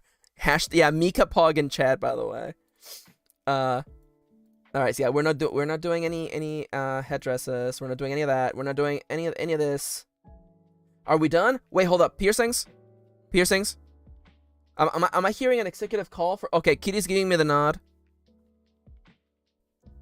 Yeah, it's true though, right? Yeah, Alicia's completely right. You get, you know, like, you look styling, but you also gotta wear an extra, you know, hoodie because it's cold, it's winter. The executive producer has told me that this character needs to have piercing, so I'm going for... Okay, could someone tell me, it's called hardware, right? When you wear a lot of, like piercings on your ear, they just call it hardware? Or am I crazy? Or is that like a California thing only? I think that's like what the metal bits are called, no matter where you put them. You think so? But I could be wrong. Yeah. All right. Hold on. Oh, see, it's so good to have, like, someone else in the studio just, like, looking up the dumb shit that I think of. Also, by the way, you can't hear it because this microphone is, like, hardware is tools in my mind. That makes sense. You can't hear this because the microphone is, like, set to only catch, like, 10, like, centimeters off of its microphone face. But Yanto, our cat, is snoring so loudly right now. Yo, see, Beanie gets it. See, I am all up for the rule of cool, okay? Like, calling it hardware sounds way cooler than anything else. And telling that Kitty has not said anything... Yeah, Midwest for reference. I love that. Oh my, he's snoring so loudly. I have this theory, because even back when we used to record Dango Duo stuff, back when we had an anime review channel, he would just, like, come into the room just to pass out. And I feel that it's because cats see humans as larger cats, and he's like, ah, yes, the two larger cats are here. Now I'm safe to pass out. They'll keep out any predators. At At least that's my theory as to why he does what he does. All right, so we have the ear cuffs. Hold up. You want a picture of Yanto? Uh. Chat want a picture of Yanto? Oh, okay. Does Chad want a picture of Yanto? Oh, gee, I can't possibly imagine what they're gonna say. Also, are goths allowed to wear glasses? It doesn't feel like a very goth style.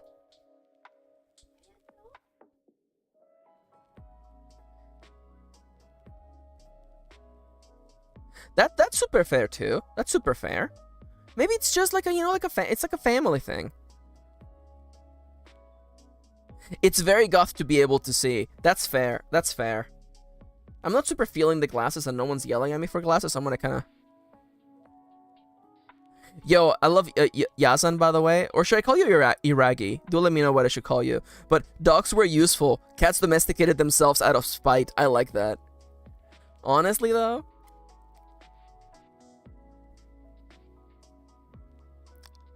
Oh, no. Don't worry about it, Beanie. I got you. I see, like, I didn't need glasses until, like, 2 years ago. Yes, and it is. You got it. I didn't need glasses until, like, 2 years ago, so, like, I'm, like, barely getting used to it. Have you sent me an image? Is that what I meant? Yep. I was at the Twitter? Yep. Okay, let me, the people ask for it, so here it is. A picture of the Yanto. Right now. Breaking news. Breaking news. This is happening right now near this recording studio.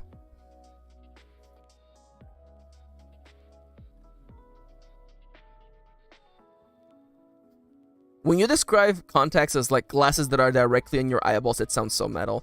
By the way, everyone look, it's the baby boy. It's the boy. See, in the diagram of the Yanto, you have the leggy, you have the army, and then you have the floof. Just so much floof. Also, I know people say that like cats sleeping on their faces is bad, but I'm like, he's always done it his whole life. I feel like he just likes it when it's dark. I don't know. He's just built different. He's just built different, okay? Don't add me. Anyway.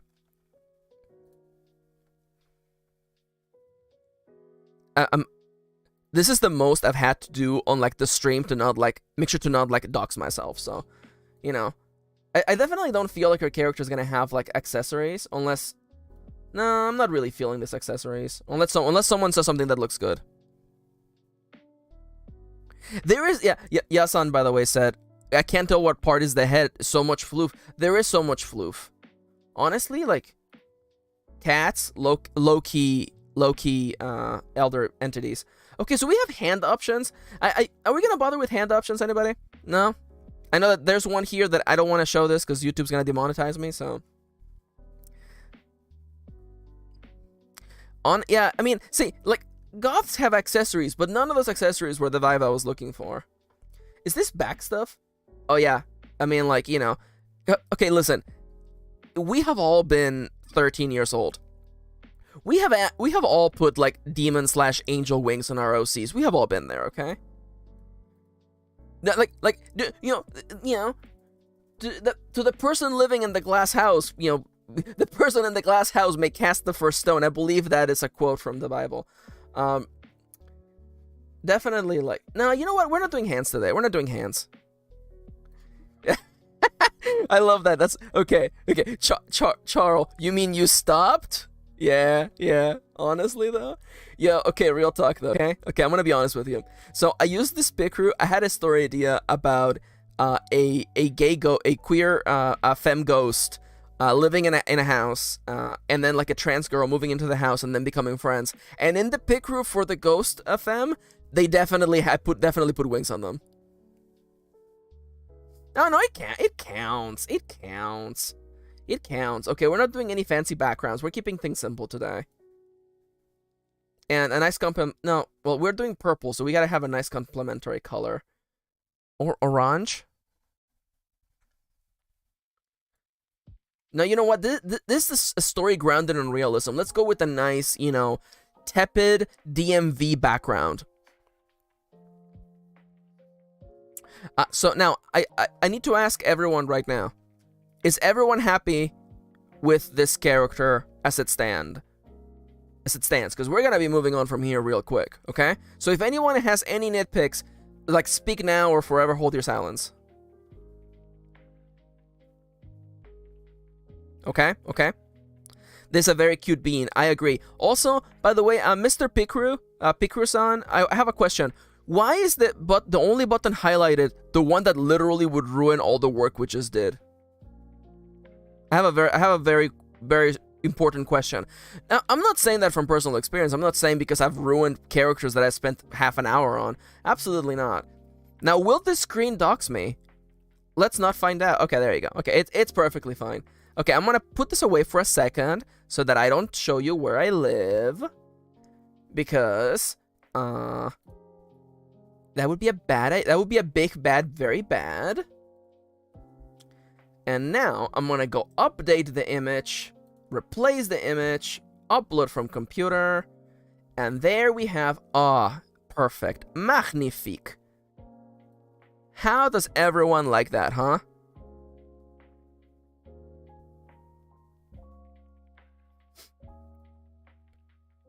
Doxing roulette. Yo, honestly, that's like my greatest fear. And then, like, I'm laughing. It's like, my greatest fear is that, like, oh no, I've revealed my location. Oh, I live in California. Oh no. Now everyone will know where I live. Yeah, no, I live in California. I feel like y'all could figure that out. Dude. My man, cowabunga, dude. So, we have our pro tag. I'm gonna have to ask something very... Okay, you know what? This requires a dramatic close. Everyone, I need you all to do something very, very, very difficult, okay? I want you all, right now, to take a deep breath. Reach into the innermost sanctum of your mind palace and type the first name that comes to mind for this character into chat. Right now. What is this character's name? Look at him. All gothy and queer. Okay. Clarice, Annabeth, Alice, Nadia? Ooh. Sorry, I have a particular like for Nadia. I named that character Nadis in another book, and I'm like, Nadia's so close. Aiden is also that's the name that a trans person gives themselves. same brain cell.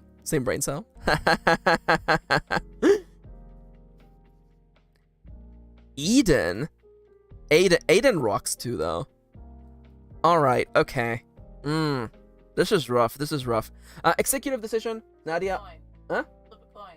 Flip a coin. Oh, you know what? Okay. Okay. You have coins, I have coins. Ooh, Florence is good though. Aaron is good as well. You know what? What am I thinking? Okay, hold up. Okay. Quick, Max, figure out how to do a list. Okay. You know what? What am I thinking? Okay, Florence, Aaron. We're not gonna call them brain cell. Nadia. I'll put Eden in there. Why not? I have a character named Eden, but whatever. Aiden, thank you so much. Alice, Clarice, Annabeth. That's 8. Let's go. Did I spell Annabeth right? You know what? It don't matter. It's fine. I mean, I guess it does matter. Annabeth. It is, in fact, spelled correctly. All right. I'm going to roll a d8. And whatever we get, that's what we get. Florence it is. Yo, you know. That's the way it works, honestly. Florence is also a very, like, queer name. That's a name that, like, a trans person gives themselves.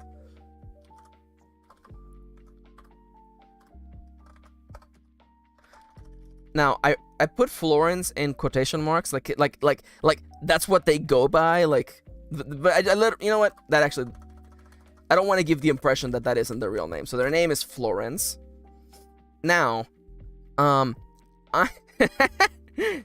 now, I recognize that this was pretty tough. Naming characters is pretty hard, you know? Some people can go on for long. Oh no, the executive is looking at me telling me to cut this bit. Naming characters is hard, and it really is. Naming characters is hard, especially in fiction. You know, so I know that I asked a lot of you already, and I want to say thank you. Thank you for playing along. Thank you for, you know, reaching into your mind palace. But also now I need a last name, so go. And go.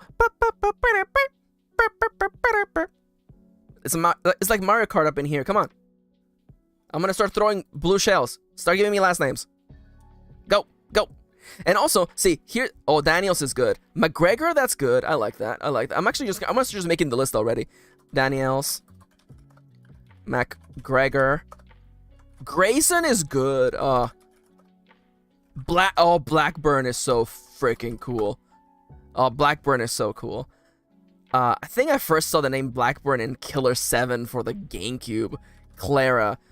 You know, honestly, like first names as last names works. Now, you may be thinking, Max, you know what? That's another boat for Blackburn. Thornton. I like that too. Eden, okay, we can put Eden back then. Yo, people in chat, if you haven't put a submission, put it in, because, you know, where I'm about to roll dice in like 2 seconds. Now you may be thinking,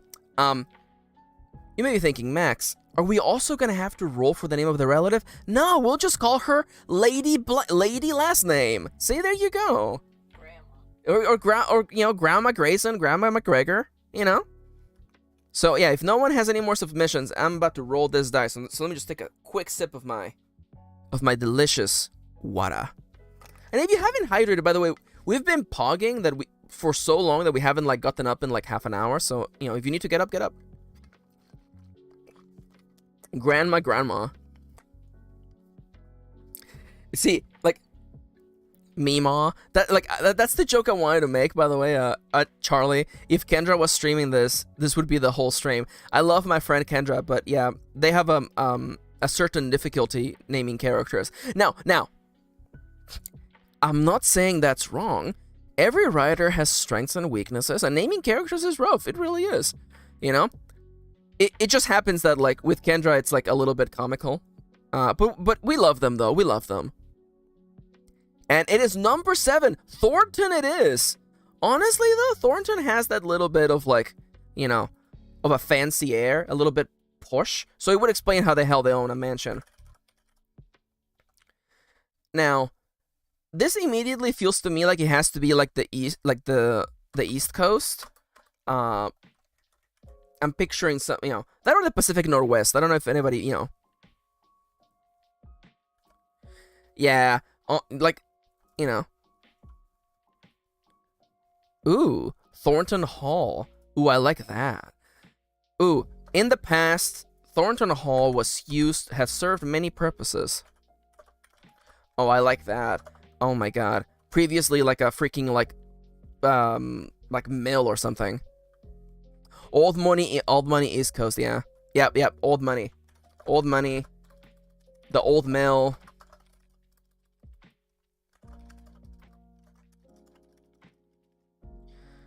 Mira.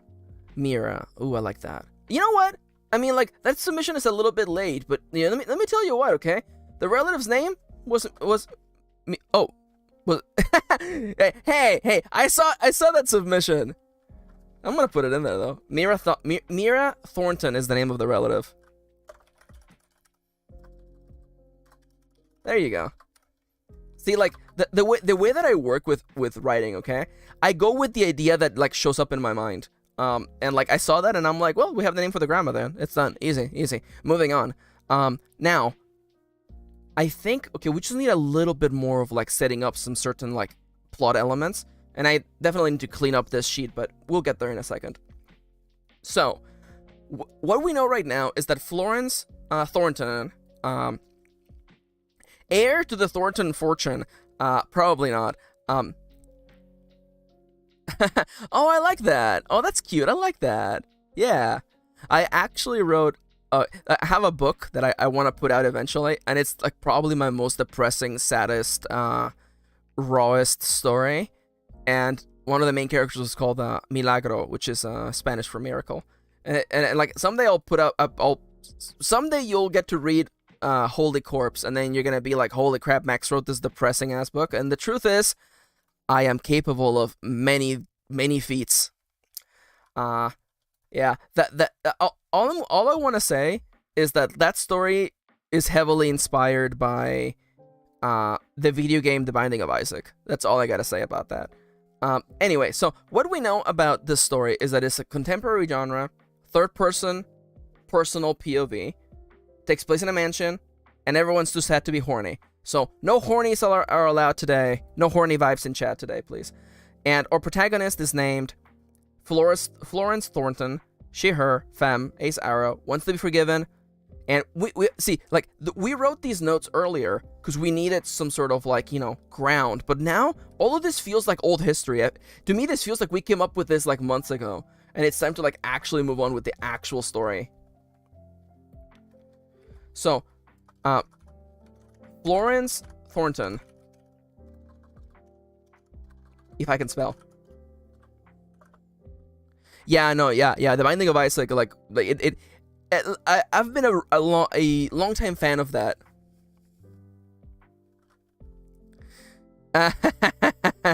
Hell yeah. No, honestly though, it's like a similar vibe. Ooh, do I have an age for Florence? This is a really good question, Timber. Honestly, I assume, you know, we're writing a story, you know, I was gonna assume they were definitely like over 18. I'm gonna look at, you know, because it would be interesting that, you know, Florence is like, what, like senior year of high school? They're like 18, 17, you know? They're going back to see their grandma for the summer, but she's dead, you know? Or like, you know, usually they would spend summer with their grandma. Well, with her grandma, sorry. She would spend summer with her grandma. But this year, the grandma passed away, and Florence decides to still go to grandma's house. And, you know, maybe we get to hint a little bit on the old history between the two of them. I don't know. Does that sound fun? Or just me?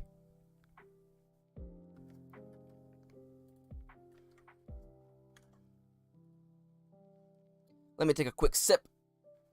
Yeah.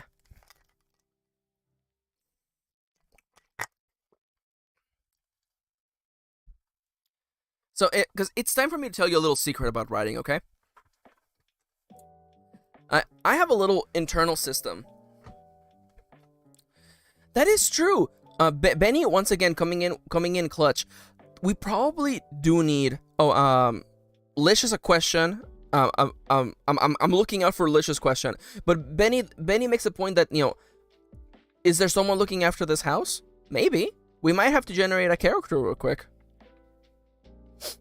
But yeah, I'm feeling, you know, okay. I was telling you a secret. A secret about writing is that I have a little system. I like to refer to it as theme stacking. You know, we have some central theming elements, and we find ways to stack on more things that are similar to it. You know, if we have characters that are related in the story, can we find ways to bring them closer to the central themes that we're working on?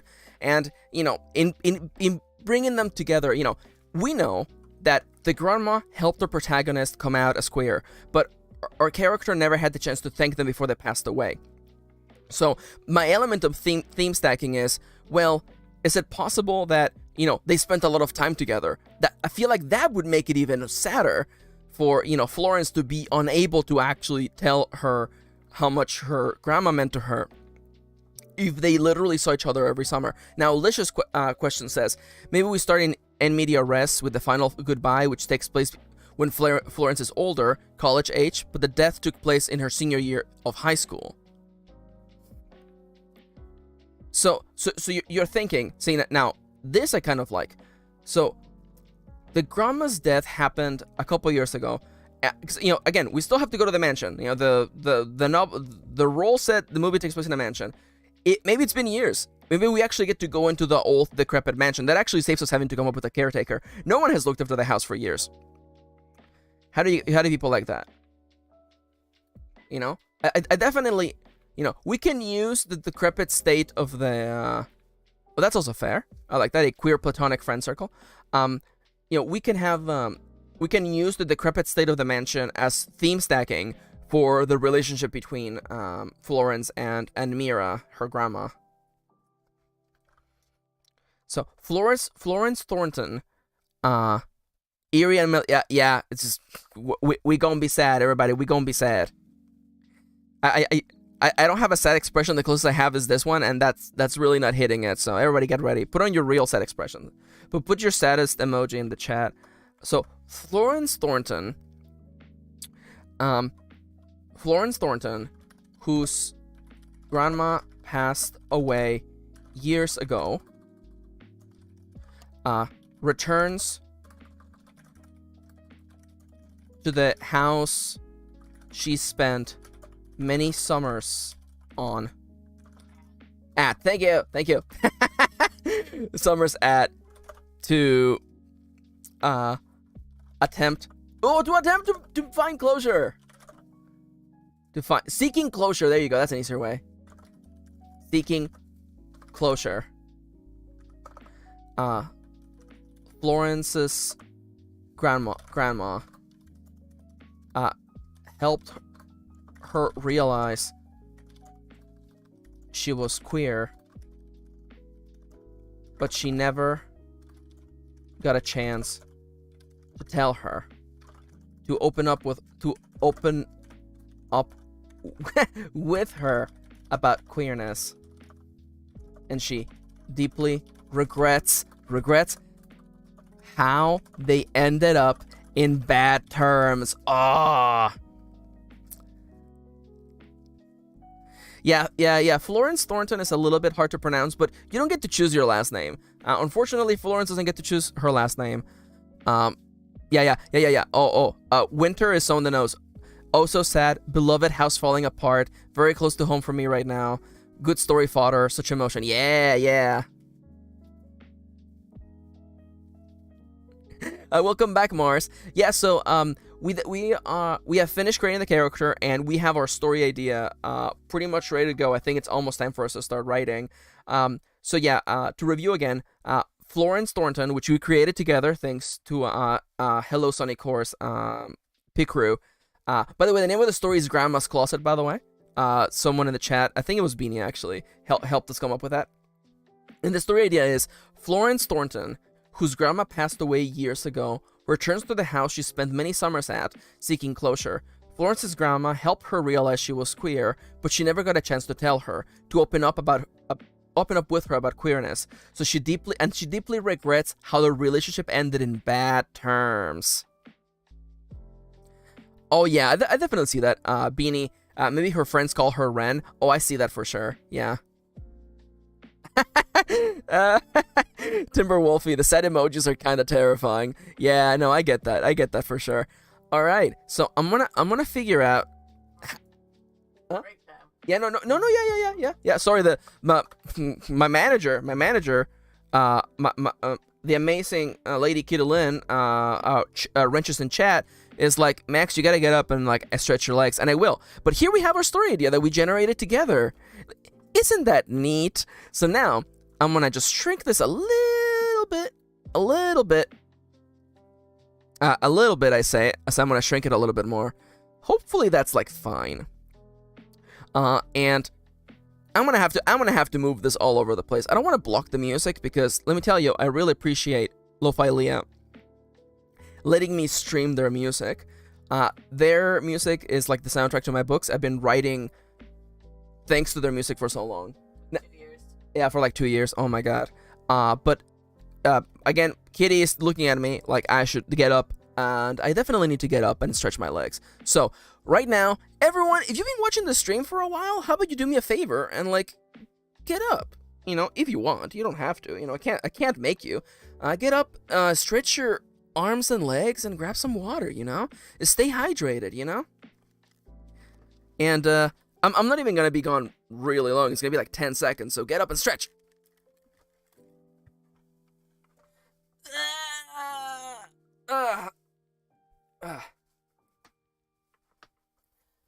No worries, Lish. Thank you for showing up. Thank you for helping us with a lot of the brainstorming here today. It was really nice to see you again.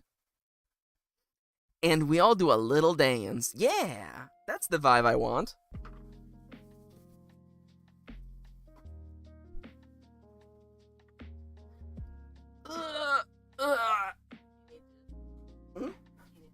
No, I'm good. I'm good.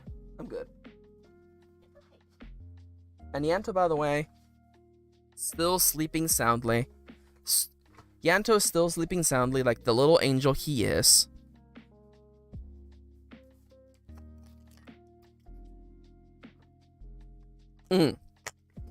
So, I have a confession to make. I really want to write a book about giant robots. I really want to write a book about giant robots. And I promised myself I promised myself that if we rolled science fiction, on this table, if we rolled this option right here, I was gonna do everything in my power to push the chat towards giant robots, because I want to write a giant robot book so bad. But that is not what happened. No worries, Yasan. Yeah, Jason? Jason? Sorry, now I'm second guessing myself. But anyways, it was so nice to see you. Thank you for helping us with the brainstorming. And yeah, definitely catch the VOD later. And again, that's why I put the VODs up, you know? There's so many people who aren't able to catch the streams when they're live. And like, I'm gonna be entirely honest, I can't always catch the streams myself. And actually, I've been meaning to make this joke, so I'm gonna make it now. Hey there. Hey there to everyone who's watching this VOD to go to sleep. How you doing, huh? Yeah, you're all tucked in? Oh man, I bet that's great. Yeah. You keep it up, okay? Just keep listening to me and not listening to all the awful thoughts that just arrive to you the moment you put yourself to bed. We've all been there, but you know what? You got this, okay?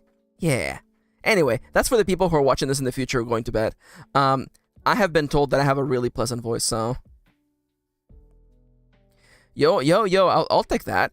Yasan says, if you want to write about robots, watch Knights and Magic, my favorite mech anime, I'll take that. Yeah, and Charles is saying that my reading streams are gonna be prime sleepy time material, for sure. Okay, I think... Yeah, let's switch over here. So, Grandma's secret. Closet. Grandma's closet. Thank you. Oh my god. Okay. Are you having fun just like roasting me? Just like every time I say that I write the wrong thing? I'm not doing it every time. You guys didn't hear that. You guys didn't hear her just be like... It was like, yeah, I love making fun of you. I love making fun of you. It's like the reason why I married you. It's like I get to do it every day now. It's great. No, I'm kidding. I love you. Yeah, go get them. Yeah. Oh no, I'm getting attacked now. Alright, it's fine. By MKirin. With the help of chat. Yeah, you think I'm gonna take all the credit? I'm not going to bed. I'm not taking all the credit. I'm not going to bed. Yazan is going to bed. Yeah, go rest up. Hope you have a lovely night, and I guess happy holidays, Merry Christmas to people overseas. What? Are we gonna... What? No, Charles roasting you. Charles roasting me? Wait. In the chat. Yeah. Because they misspelled help? You misspelled help. Did I misspell help? Yeah, for a little bit. Oh, okay. For a hot second, I was like, oh, y'all, I misspell things all the time. Listen. Anyways, Grandma's Closet by MKirin with the help of Chad. Y'all also get to have some of the credit. I love that the bid was so true. Charles' call-out was so true and so on the money that I was like, yeah.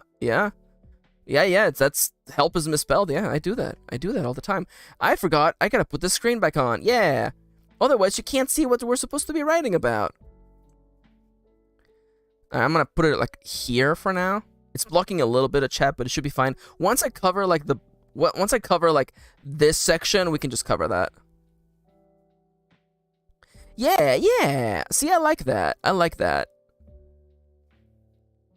Also, I love Charles. I'm the eldest sibling. I'm good at what I do. I have a set of capabilities, and I'm very good at them. All right, so, now for a story like this, now we know as the authors of this story, we know that Mira Thornton, the grandma, is dead, but I don't think we should open up with that. Honestly, third person POV, I think that the call here, my heart tells me that the opening line is something along the lines of, I wish I had told her when I had the time. Yo, honestly, you know what? Yo, the ensemble. Yo, I kind of like that. Ensemble chat. Ensemble chat. Let's go. I love that actually. Cause like yeah, people call like the chatters chat, but like I like you. You guys are the ensemble. I like that. Yeah. Oh my god. I actually really like that. Yeah, the ensemble. I like that. All right. So this has got to start with, I wish I had told her. You know what? I wish I had told her, because this doesn't immediately tell us. This doesn't immediately tell us that the grandma's dead. I wish I had told her. Now. Before, okay, I need, because we're gonna find this character's voice, right? And like a part of me, I wonders if there's a little bit of an edge to Florence, Does Florence have a bit of an edge in her tone, or is Florence actually like, because she's goth, but people can be goth and sweet at the same time. That's not mutually exclusive. But do you think that Florence? Is Florence a sweet kind of person, or does Florence have a little bit of an edge? I guess what I'm asking is, will... This is such a freaking random bit. Okay, would Florence get in a fight at a bar? Or would Florence... Okay, it's Friday night. Is Florence in a bar fighting, or is Florence hanging out with her friends?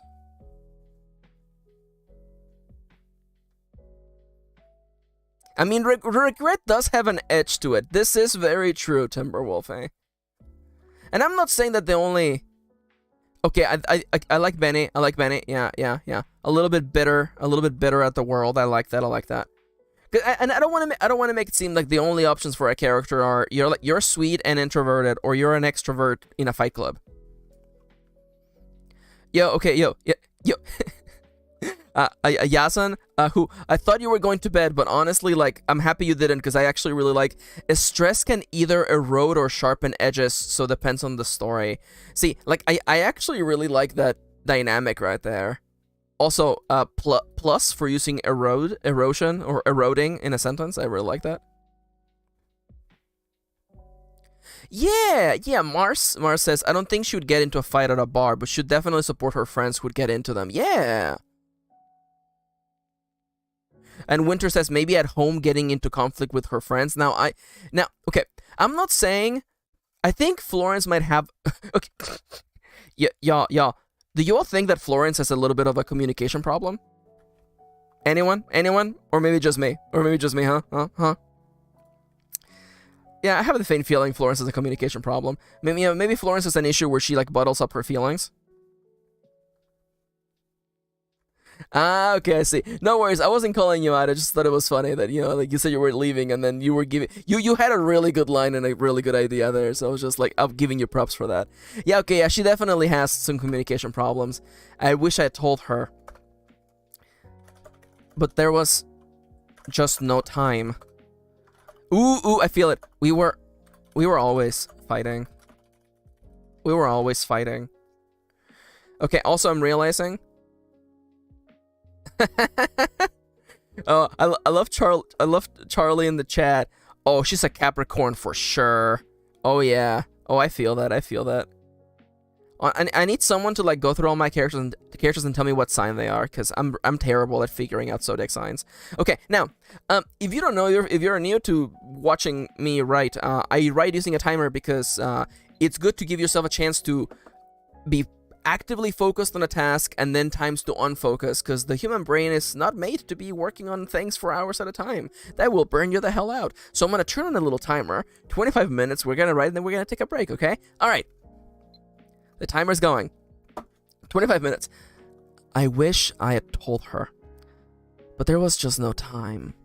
We were always fighting. We were always fighting. Ooh. We were always fighting, and she would always win. And we were always fighting. She would always win. No, I want to get, and she would always win. That's the punchline in this line for me. Oh my god, Mars. I thought that said Capri Sun. What's your zodiac sign? Yeah, Capri Sun. That's it for sure. We were always fighting. Uh, me, me always losing. Her always winning. No matter what we argued about, I always ended up cleaning that damn mansion. That damn cleaning. Is it cleaning the cleaning? Yeah, just clean that damn man. Let's just introduce the mansion right away. And it's not just, see, we can do a little bit of theme stacking here. Oh, you can't even see the damn part of this thing. Yeah, you know, the damn. Yeah, because, you know, much like a building that has been condemned, you know, this house has fallen into ruin. See, that's a little bit of theme stacking right there. I'm gonna make this smaller just for now. No one can read that. I know, no one can read that, I know. Also, this is one of those rare things where an element of the UI can actually go above the bar. Can you believe that? This story is currently out of bounds, by the way.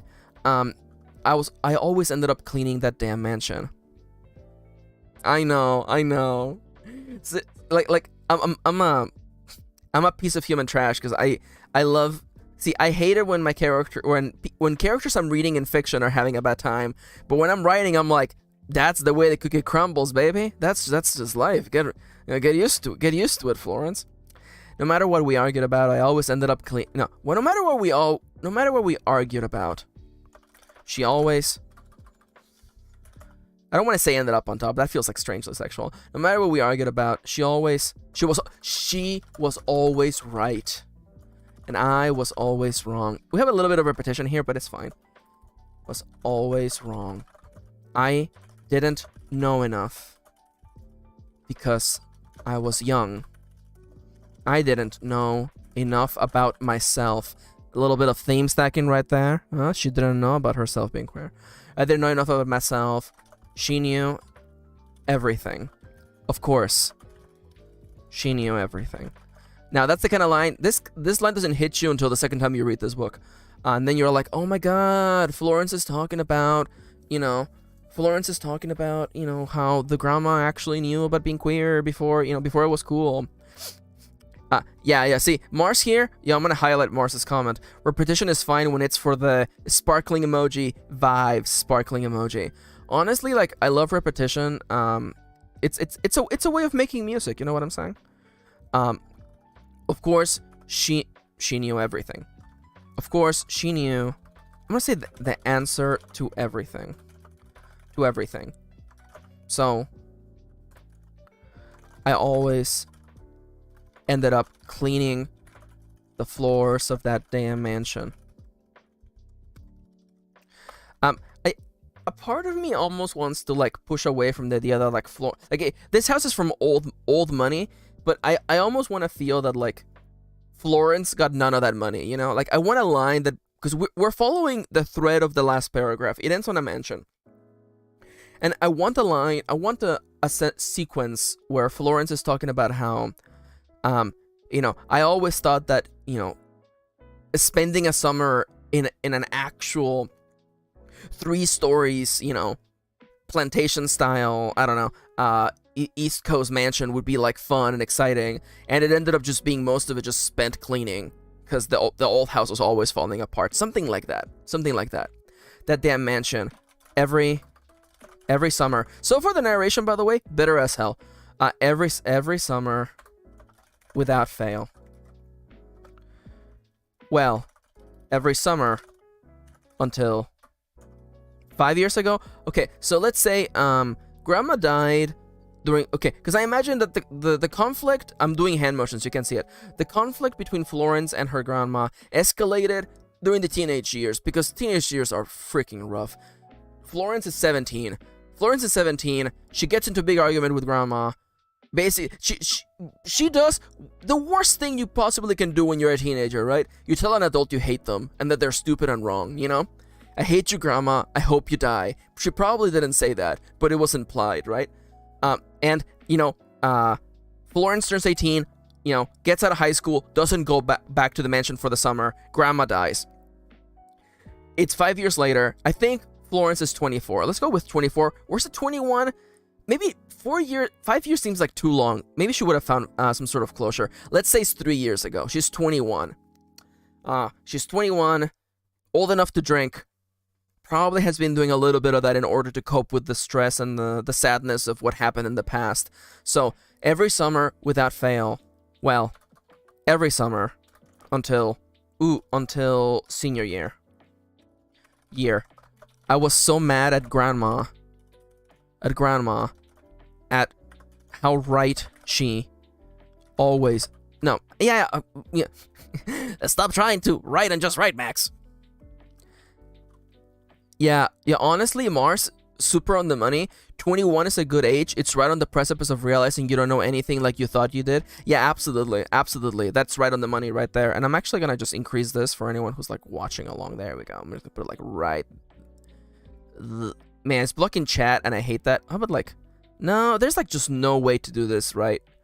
Oh well. You know what? We're not gonna stress out about it. I was so mad at my grandma at how right she always was. I didn't reply to her messages. I ignored my parents' calls. I graduated from high school and peaced out. She seems like she would say peaced out. And peaced the hell out of. Ooh, big question. Okay, everyone. Okay, right now. What state is the mansion in? Give me an East Coast state right now. Give me an East Coast state right now. I need an East Coast state. I'm picturing something coastal. But I don't know anything about the East Coast. So I definitely need you. I need y'all to like drop me a state. Also, I see that lady like. Did you post that state? Oh, sorry. It takes a second for my chat to refresh. Maine, Pennsylvania. You know, Pennsylvania, West Pennsylvania, Vermont. These are all good. Also, I'm sorry, Kitty, you're immediately disqualified because you work for this company. I'm sorry. I know that, I appreciate your spirit. But wait, what, is Washington not East Coast? Oh no, okay. Sorry, I forgot. How silly of me to think that Washington DC would be in Washington. How stupid of me. Okay, it's Vermont. Now, I'm gonna take a second, because I'm a dumb person who didn't grow up in the United States. Where the hell is Vermont? Isn't that where Washington's from? The pride of Mount Vernon? No, I'm thinking of something else. Sorry, I'm just random just Hamilton lyrics pumped into my mind. So, Vermont is not it's not coastal. It's not coastal at all, but it's right up the border with Canada. So honestly, wait, hold up. Vermont borders. Also, I love Charlie, by the way. Max, I grew up in the US and took a geography class in high school, and I still had to pull up a map. Montreal is on the East Coast, right?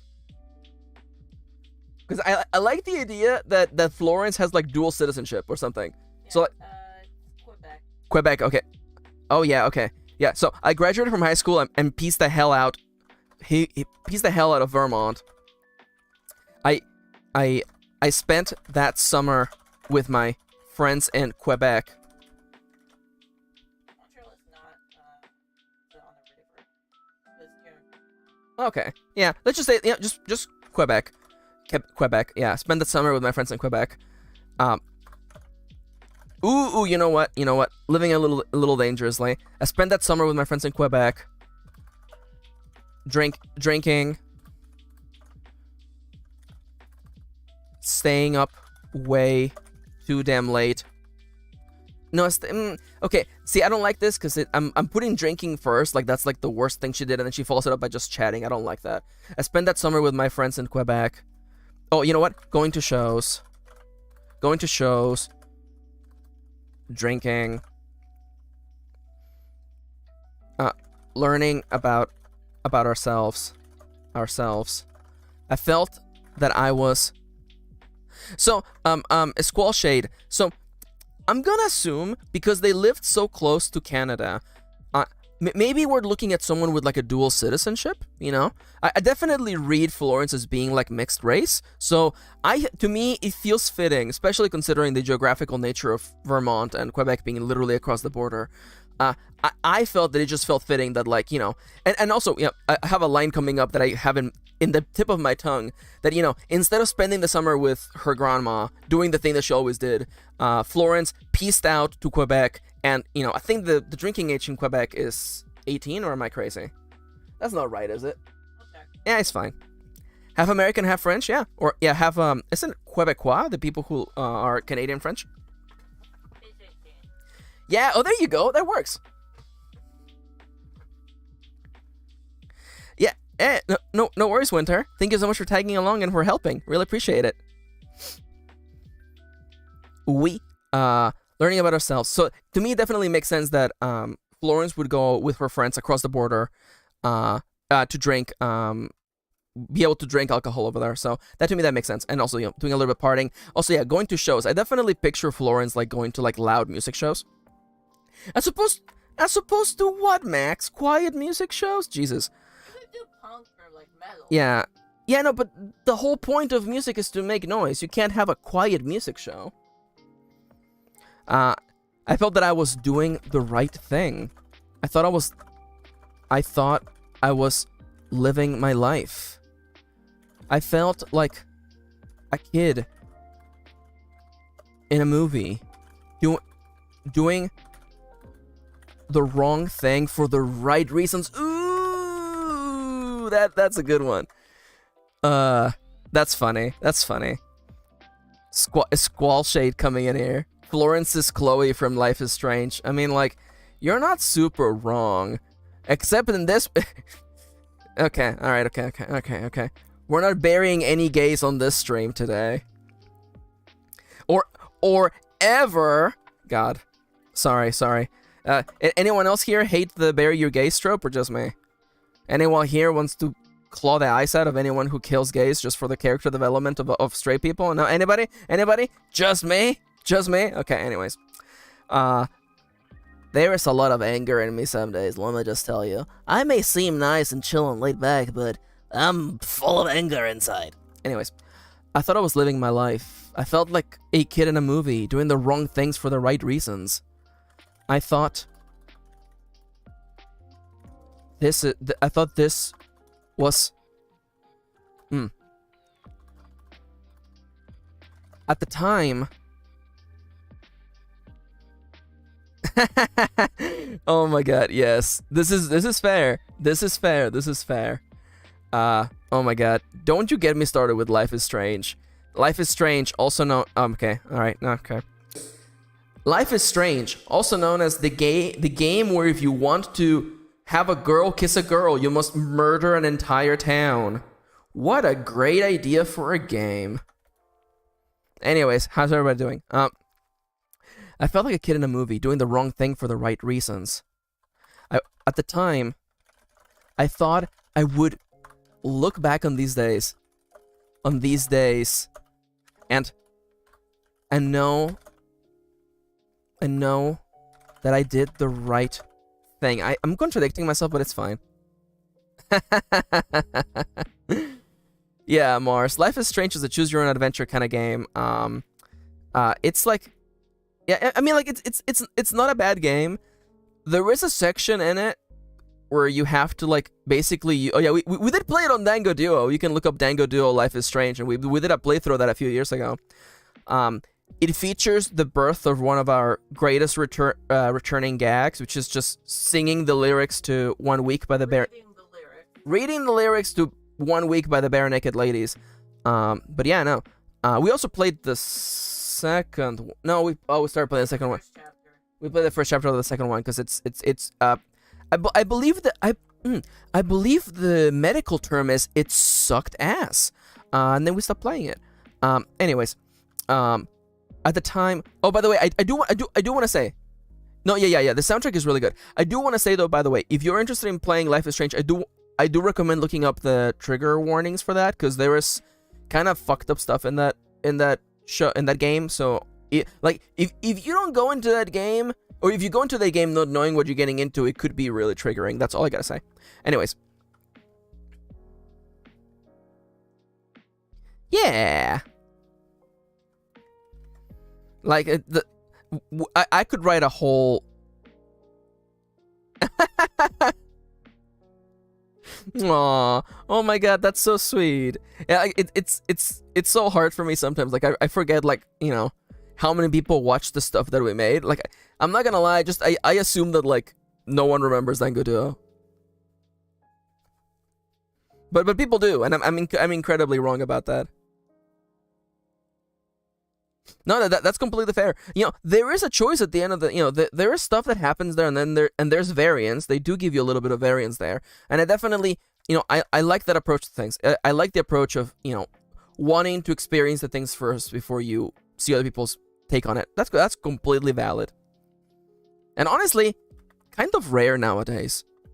At the time, I thought I would look back on these days. I know that I did the right thing, like. No matter how badly I feel like Florence would swear. So I'm gonna put the F word here. No matter how badly I effed up, I was growing up, figuring things out, and this would all lead to me becoming a better person, an adult, some kind of an adult, some kind of adult. But that was 3 years ago. Oh, also Charlie, bro, y'all's Heavy Rain playthrough with Plague was so good. It really was. Blakesworth, by the way, he showed up into the stream yesterday. He's a hilarious guy, honestly. Like, I want to tell you guys this in like, because you guys get it and because you guys are cool. But like, you know, Plague, the stream ended and he like showed up like within 10 minutes and we went out to do some shopping. And the whole damn day, I was like in banter mode because I'm just used to being in banter mode with Plague. So the whole day I'm just cracking jokes like we're on stream because I'm just so comfortable around the guy. So again, I feel really blessed that I have such a good relationship with my brother. Anyways, but that was 3 years ago. Ooh, but that was 3 years ago. That was the way. No. That's enough repetition for a little bit. But that was 3 years ago. Now I'm 21. Now, finally, able to drink without crossing the border. Finally. Kitty, executive question. What do you call it, a degree from college that you complete in 3 years? Is that a bachelor? No? That would probably be an associate. Associates? Okay, thank you. Finally got my associate's degree. Finally, moved. Thank you, Charles. Finally, movies. Finally moved out. Finally, ooh. Line break. Finally, found out about myself.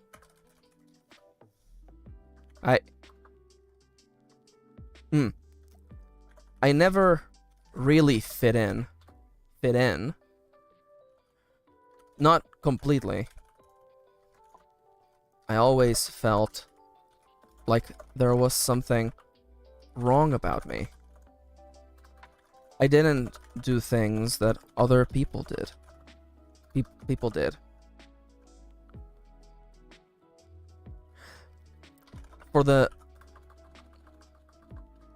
When I was young. That we're not super clear on that, and I don't particularly know if that's particularly necessary. All we know is that Florence is she, her, and that Florence presents femme. That's really all we need to know about Florence. We could infer maybe they are trans, maybe not, but for this story, at least with the brainstorming that we did, is not particular. I don't particularly think that that's important. And also, I don't really feel like I would frame it that way, but you know. So I never really fit in, not completely. I always felt like there was something wrong about me. I didn't do things that other people did. And this does seem a little bit too ambiguous. I never really fit in, not completely. I understood the concept of love and companionship. At least in a mechanical level. I had seen lots of it in movies and books and pretty much every advert on the streets. People holding hands. Commercials for wedding planners and wedding services. Wedding rings. I feel like I've written this before, but it's a good line, so I'm gonna just put this joke in here again. For wedding planners and wedding services, wedding rings, wedding rings. I want to have the joke already, because the joke ends up being I list a bunch of things that people do together, and then I have divorce attorneys. Billboards. That's what it is. Billboards for divorce attorneys.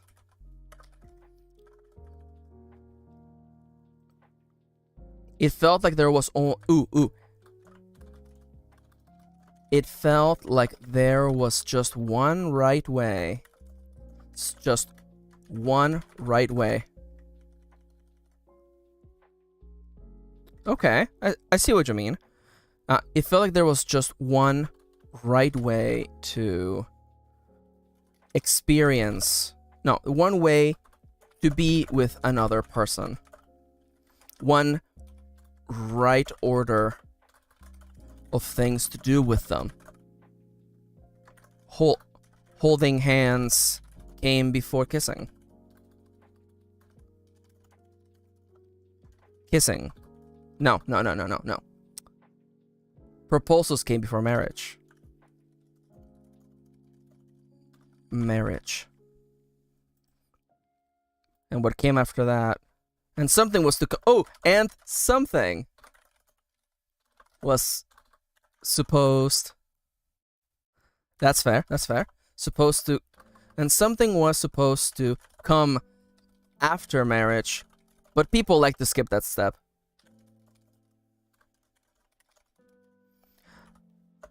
I never really got it. Never really felt the need for it. I never questioned it either. It wasn't until the years after high school. The years in between. The years in between vacations in Quebec. I should capitalize Quebec. That probably seems like a good move. Quebec and college. No, I guess it should be the other way around because she's spending less time in Quebec than she's at school. The years in between college classes and visiting my... Can I spell today? Visiting my friends in Quebec. Ooh, that's the timer, everybody. It's time for a little writing break. Everybody who's been watching this stream, you're actually legally required by law to get up, stretch, and drink some water. Hydration is very important. Let's all take just a really, really quick little break. And I'm gonna get up and do it as well.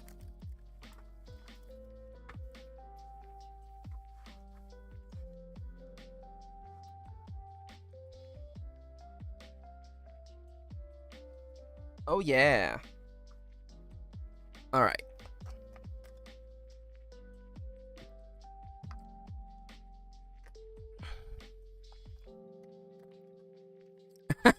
That's an easy way to get your steps in, Mars, for sure. Oh yeah, thank you, Beanie. Thank you for the energy. Is it? I think I keep calling you Beanie, but I think it's Benny, isn't it?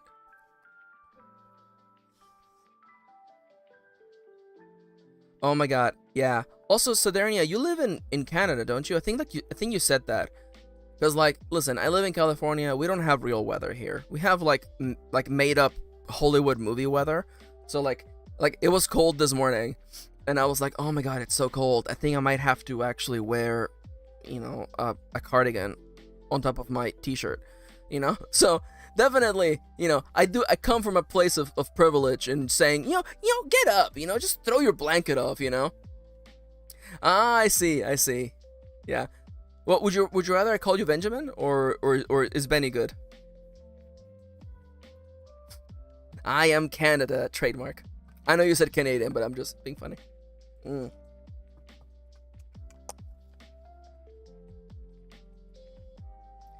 Ah, yes. Yes. Negative 14 Celsius. Yeah.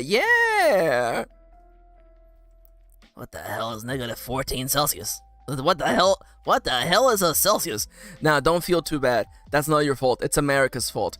I used to know Celsius because Mexico does Celsius, and I don't remember any anymore. I'm gonna put myself on blast, okay? I miss the metric system. I miss the metric system so much.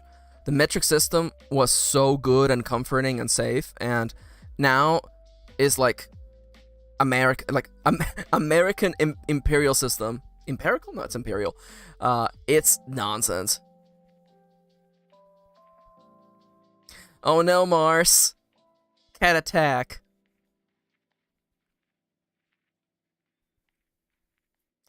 Yeah, California has its ups and downs. It was pretty good this year though. And again, like, yeah, like it's December. So you know what that means in California? It's time for like our legally mandated like 20 minutes of storming rain. You know, because in California, see, we have this little life hack where like, you know, it's easier to get all of your rain for the year if you just do it over like 15 minutes, you know? That's why we're in a drought. And Kitty screams from across the room, and that's why we're in a drought. See, we just get all of our raining done over the course of like one afternoon. You know, and then it's fine. It's fine. Oh my god, Yanto's the exact same way. Mars, Yanto's the exact same way. Our cat Yanto, like, sometimes he's like clockwork. It's like it's 10:30 a.m. and he's like scratching at the door. It's like, hello, yes, I'm here for my appointment. I'm here for my pet's appointment. Hello, yes. Oh yes, hello, people who live in my house. I would like all the pets. I would like your finest pets, please. How many pets do you have? Oh, all of them. I want all of them for sure. Yep, it's the British. The British gave it to us. Like so many curses.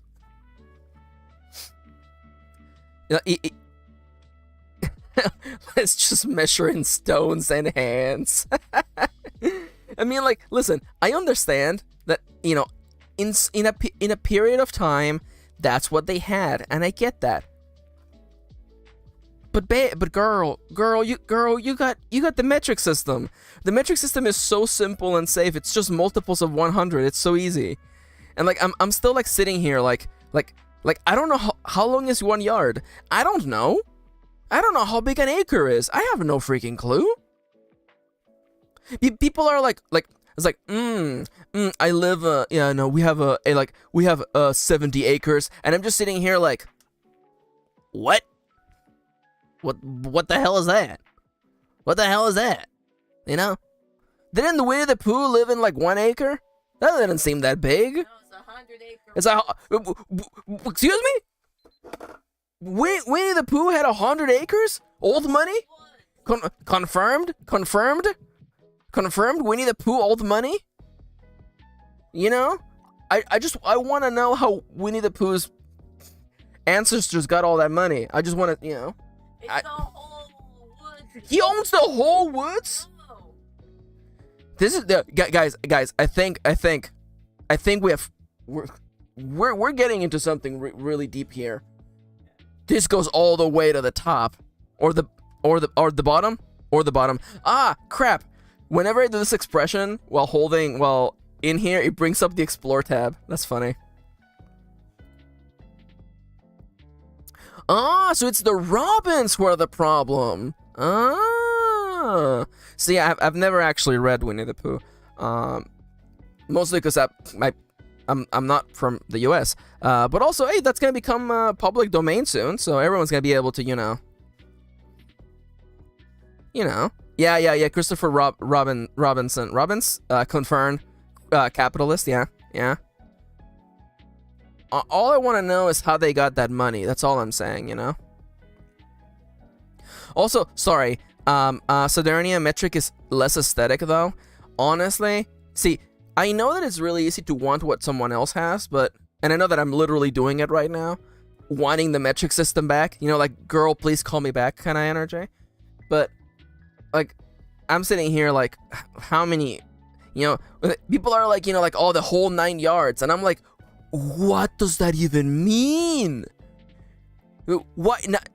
I guess 1 yard is 3 feet. Why 3 times 9, 27 feet? Why 27 feet? What's the big deal with 27 feet? I don't get it. I'm confused.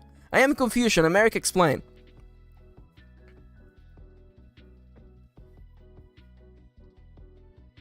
Yeah. Oh, yeah. Everybody knows about that Winnie the Pooh horror movie coming out. Honestly, like, I know that the mouse, you know who I'm talking about. The mouse hates the idea of things becoming public domain, but, like, it's gonna happen eventually. It can't just, like, Mickey Mouse can't make an exception for itself forever. Someday everyone's gonna get to make their own Mickey Mouse, you know, horror movie. Maybe we should start writing ours right now? Hey, y'all want to stop this and write a Mickey Mouse horror movie? Probably not. I'm having fun writing a sad gay. Oh, holy crap! Excuse me? Holy shit! It's 1:22 already? What? No, we're supposed to keep going. Oh no. Okay, so this is the first time I'm doing roll for novel. Yeah, right. Okay, hold up. Everyone, stop. I'm gonna go to just chatting for a second. Okay, I want to highlight Benny's comments. By the way, the mouse made its money on public domain folklore in the first place. It's so true, though. It's so true. There's so many people who are like, oh my god, I love Bambi. And I'm like, you know that's a book, right? You know they just took that book, right? You know Pinocchio is a book, right? It's a bad book. It's a really bad book. Did you know that Pinocchio kills Jiminy Cricket literally like within 3 chapters of the book starting? Did you know that? That's messed up. Also, I do gotta say, Pinocchio, pretty messed up. Even to this day, I just think about that segment, which is in the book, by the way. You know, there's a man just kidnapping children, which I guess it's okay. It was okay in Italy back in the day, I guess. I don't know. But this guy is just turning them into donkeys, and that's never resolved. That guy just kept doing that until, I don't know. Maybe he's still doing it. Maybe that's still going on in Italy. I don't know. It's messed up. Are you shaking my head? Are you shaking your head? No. Editor? Do you want me to say? I am not shaking my head. Was that bit too much? Was that bit too much? They're still doing it. Maybe. Okay. Okay.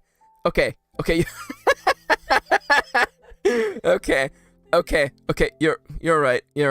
No, it's true. It's an allegory. It's an allegory to teach children how to behave. You know, it's true. Squall Shade is absolutely correct. It's supposed to be an allegory. It's supposed to be, like a fairy tale telling children that, you have to do, don't go out. We were literally talking about this. Holy crap. Like the universe is synchronizing. We were literally talking about this yesterday on the ride back. So it's Plaguesworth is driving. Kitty and I are in the car. We bought too many things for Christmas. We're driving back down this road, and there is this story that this road specifically near this one little bridge that someone died there and there's a ghost, right? Now, if you know me, you know I don't care much for ghosts. It's not that I'm scared of them, it's that I know they don't exist, so they don't scare me. But we were talking about ghosts, and, you know, they were saying that, you know, that La Llorona hangs out in that bridge. And if you don't know, La Llorona, also known as the Screamer or the Crier, is a Mexican folklore lady whose story is that a young woman put her children by the river because she wanted to go party, and the river swallowed those children and killed them, and now the mother, perpetually sad that she murdered her children without realizing it, wanders the rivers and crying out for her children's name. And people are like, wow, that's scary. And of course me, you know, a person who can read fiction and tell you what it's about, was like, you know, La Llorona is literally an allegory to tell women to not go out to party. You know, the and I'm holding quotation fingers here, the moral of that story is, don't go out to party, stay home, and take care of your children. Which, you know, I don't know, it's a little kind of messed up. It's a little messed up, you know? I feel like, you know, I don't know. Do we need to bring up the patriarchy today? I don't know. I feel like, you know, we have achieved a lot of goodness today. We have defeated a lot of evils today. We have defeated a lot of dragons. I feel like we can save the, yeah, it's that, yeah, okay, yeah, squash, yeah, definitely. It's strong conservative energy to be like, hey, just stay home, you know? Yeah, and I'm like, in this economy, it's like, you can afford to stay home in this economy? Like, people gotta pay bills, man. Everybody's gotta pay bills. You gotta put those kids to work. Send them to this island to turn them into, okay, all right. Turn them into donkeys, you know? Anyways, so definitely for sure, man. I like Timber Wolfie. Honestly, I just assumed it was don't play near rivers. Honestly? Yeah, no, yeah, Squall Shade also's got it. Like, be a woman, aka, you know, shove yourself through this round square hole, or round square peg. Even if you're not a round square person, you know, it's like, you gotta completely fit into society. And honestly, like, I'm not for that energy anymore. The world, there's not enough time in this world. No, life is too damn short to fit into society's expectations. Just be who you want to be, you know? Be a good person. Ease the friction of this chaotic world. And, you know, try to have some fun in between. I mean, like, geez. Also, by the way, I do want to say, we're definitely gonna move into just chatting / Q&A, because I was having too much fun. So we might pick up the story. I do want to say. No, yeah, for sure, yeah. No, yeah, but yeah.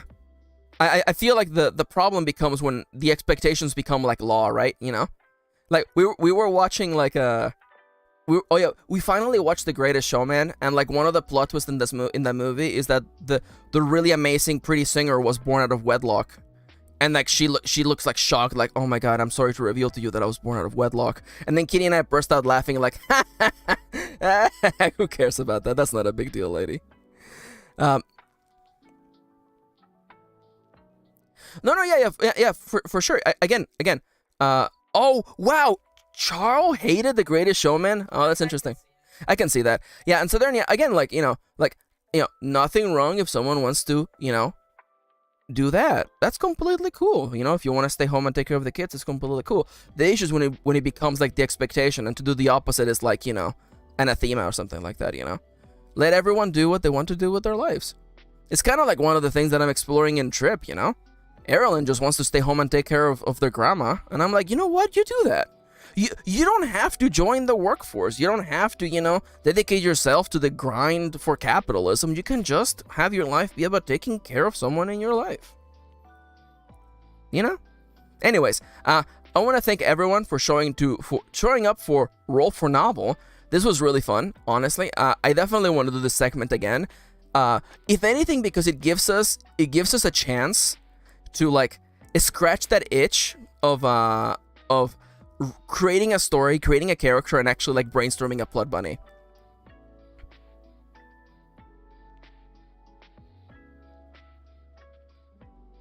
Oh yeah, for sure, for sure. Oh yeah, no, this is the kind of conversations I like. So Salernia says, when is the expectations or when fathers or non-binary parents are squinted at for being the one to stay at home, that bugs me, which I realize is not a unique opinion. No, yeah. I remember I had this like really, really, really awesome teacher in college, and like, he was straight and he was married to a woman, and his wife worked more than he did. She got way more classes than he did. So he's the one who spent most time at home actually like taking care of the kids and cleaning.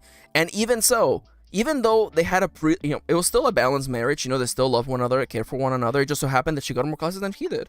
And what was really sad is that like whenever they had relatives over, she had to apologize for the state of the house, because even though there was no effing reason why she had to be responsible for the cleaning. There was still that social expectation of like, like it's her duty to make sure the house is clean, and that's fucked up.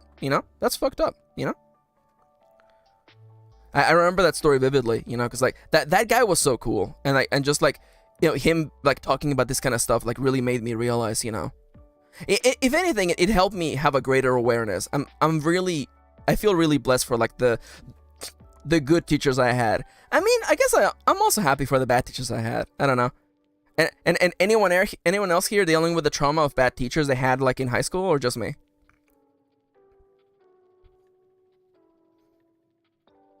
But yeah, before I forget, by the way, thank you so much for everyone for coming to let's roll for novel. We're gonna be doing this again for sure, and we might pick up the story. We might start something else new.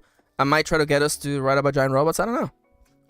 But definitely, we're shifting. See, and we're already doing just chatting / Q&A. So if anybody has any questions they want to ask me, literally AMA.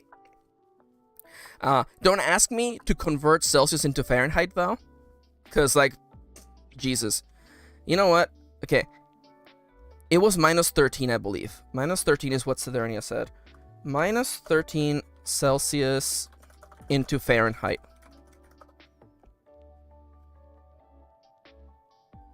Yo. Honestly, though, yeah. Why is it...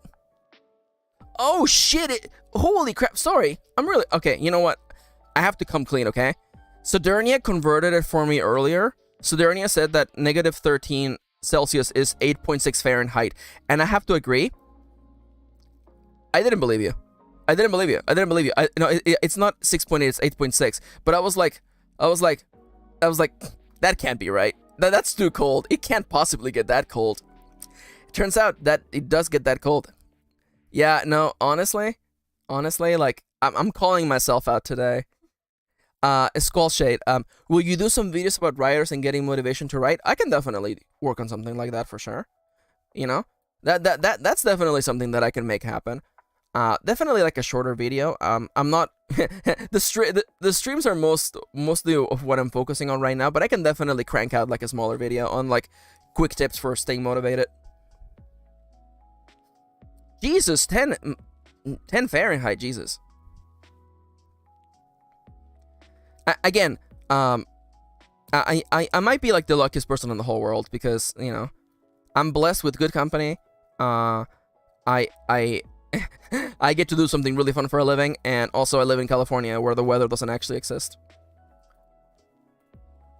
I get a lot of people who are like, oh, but I never get to see the leaves turn living in California, and I'm like, yeah, you also don't get to shovel snow. Also, you don't get to like, live in the actual, pits of hell, also known as Arizona? Missouri? Yeah. Jesus Christ, it's whole, you know what? Once again, I'm like, wow, it's almost like it really is like winter, like all around the world, like except the summer hemisphere, I guess. It's literally 62 today. Yeah, it's literally 62 degrees, which so I literally like I'm not allowed. What's that in Celsius? It's 16 Celsius. Okay. That's not right. No, I did it. Yeah. Celsius. No, it doesn't. That's weird. Again, once upon a time I knew Celsius back when I lived in Mexico, but if I remember now what Celsius is. Like, it just goes to show that, like, yeah, again, Sidonia did the math for me, and I was like, that can't be right. That can't possibly be. That can't possibly be that cold. Can you imagine? Sorry, I'm turning to look at Kitty. Can you imagine it being like 8 degrees? No. Man, I definitely feel like I live like in Fantasyland sometimes. California is not a real place. Rent definitely feels like they're not charging us to live in a real place. Hey, hey, hey. It's pretty cold where you live, isn't it, Timberwolfie? Oh, yeah. Although, like, let's be entirely honest, though. Like, I definitely prefer the cold to I prefer the cold to the heat, though. I honestly, like, when streaming is kind of be my thing. I like streaming, honestly. I was a little bit nervous the first day, but Timber, can I like? I mean, you don't have to tell me where you're from, but like, I feel like you told us like a long time ago. You told like I feel like Scotland. Was it Scotland? You don't have to answer the question, by the way, if you don't want to. But yeah, like. I like streaming. The first day was a little bit hard for me, but everyone who watched it was like, "Oh my god, you did so good!" And I'm like, I thought I was dying the whole time, but apparently, oh yeah, there you go. I knew it was Scotland. Yeah, because I said something that I thought was slightly funny, I think, and then you corrected me, and I was like, crap, you're right. There's a lot. The UK is more than England, everybody. Can you all believe that? Can you I'm being sarcastic, by the way.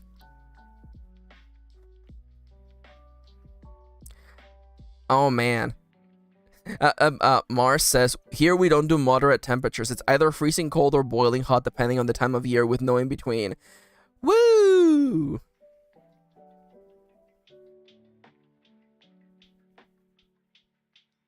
Yo, really? Oh, I had no idea. Oh my god, that was literally the first time I played games on YouTube. Squallshade said, I do miss Maxcam though.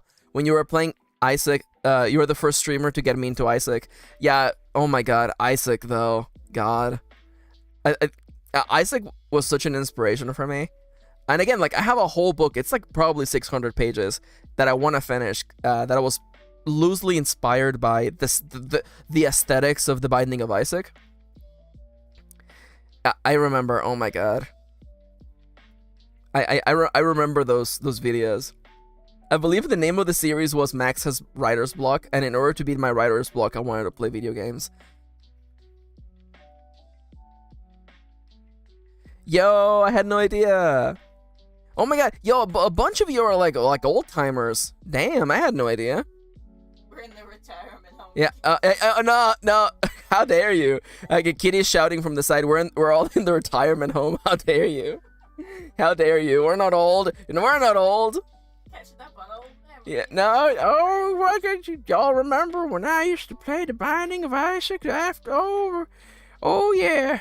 And everyone was like, wow, Max, you know how Blue Baby works? Like, yeah, because I watched like 1,000 hours of Northern Lion plays The Binding of Isaac. Aw, well, I'm back. Yo. I sort of got. Yeah. Yeah, thank you.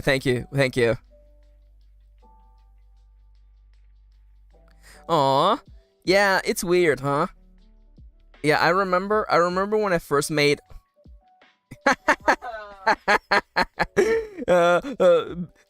Benny, I've had 2 puberty since then. Yeah, honestly, I feel that though. Yeah.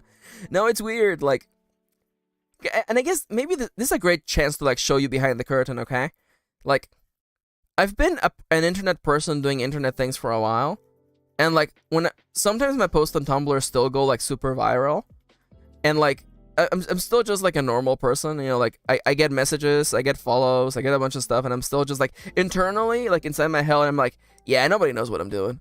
I'm just shouting into the abyss. So definitely this streaming has been nice because I actually get to see the people in the abyss looking back at me, and I'm like, yeah, we're all in this together. Aw, hell yeah.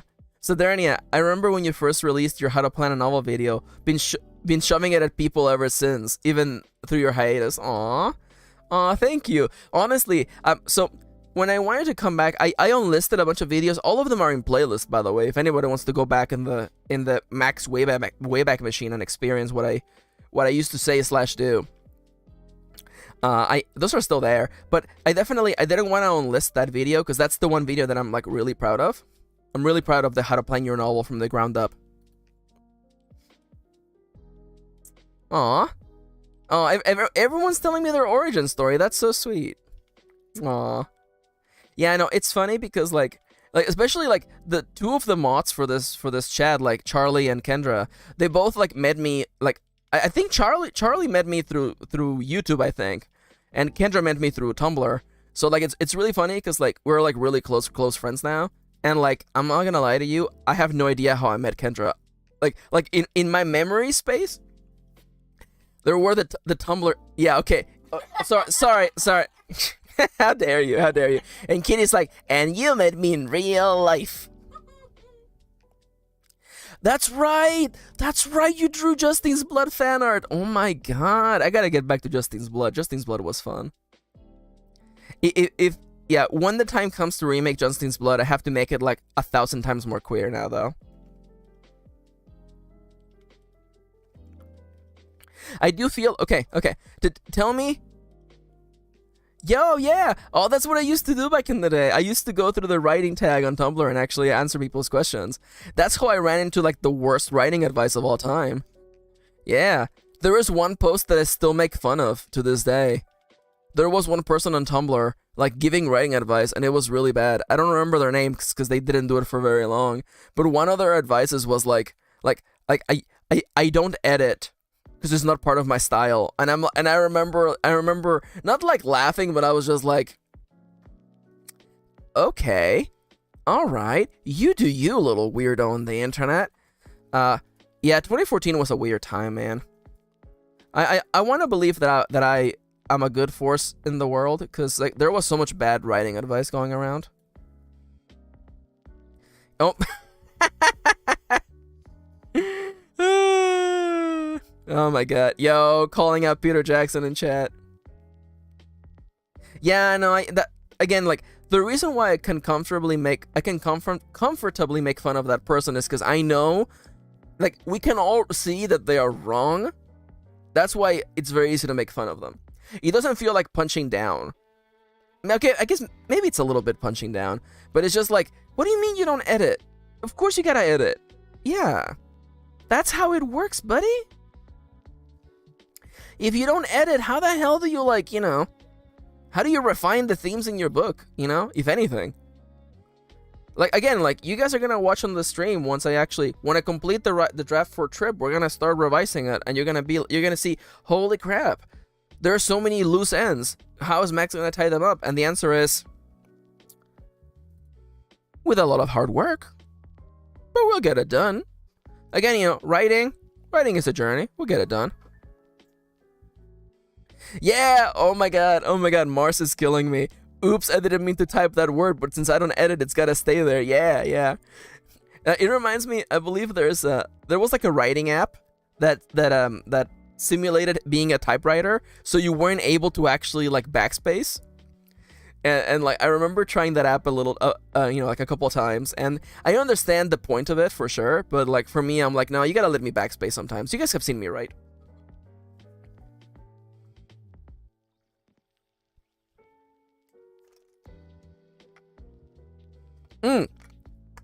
So Squallshade, we were actually talking about that earlier. So I have a couple of other ideas for the stream because I definitely don't want to like do like writing every day. If anything, just for nice little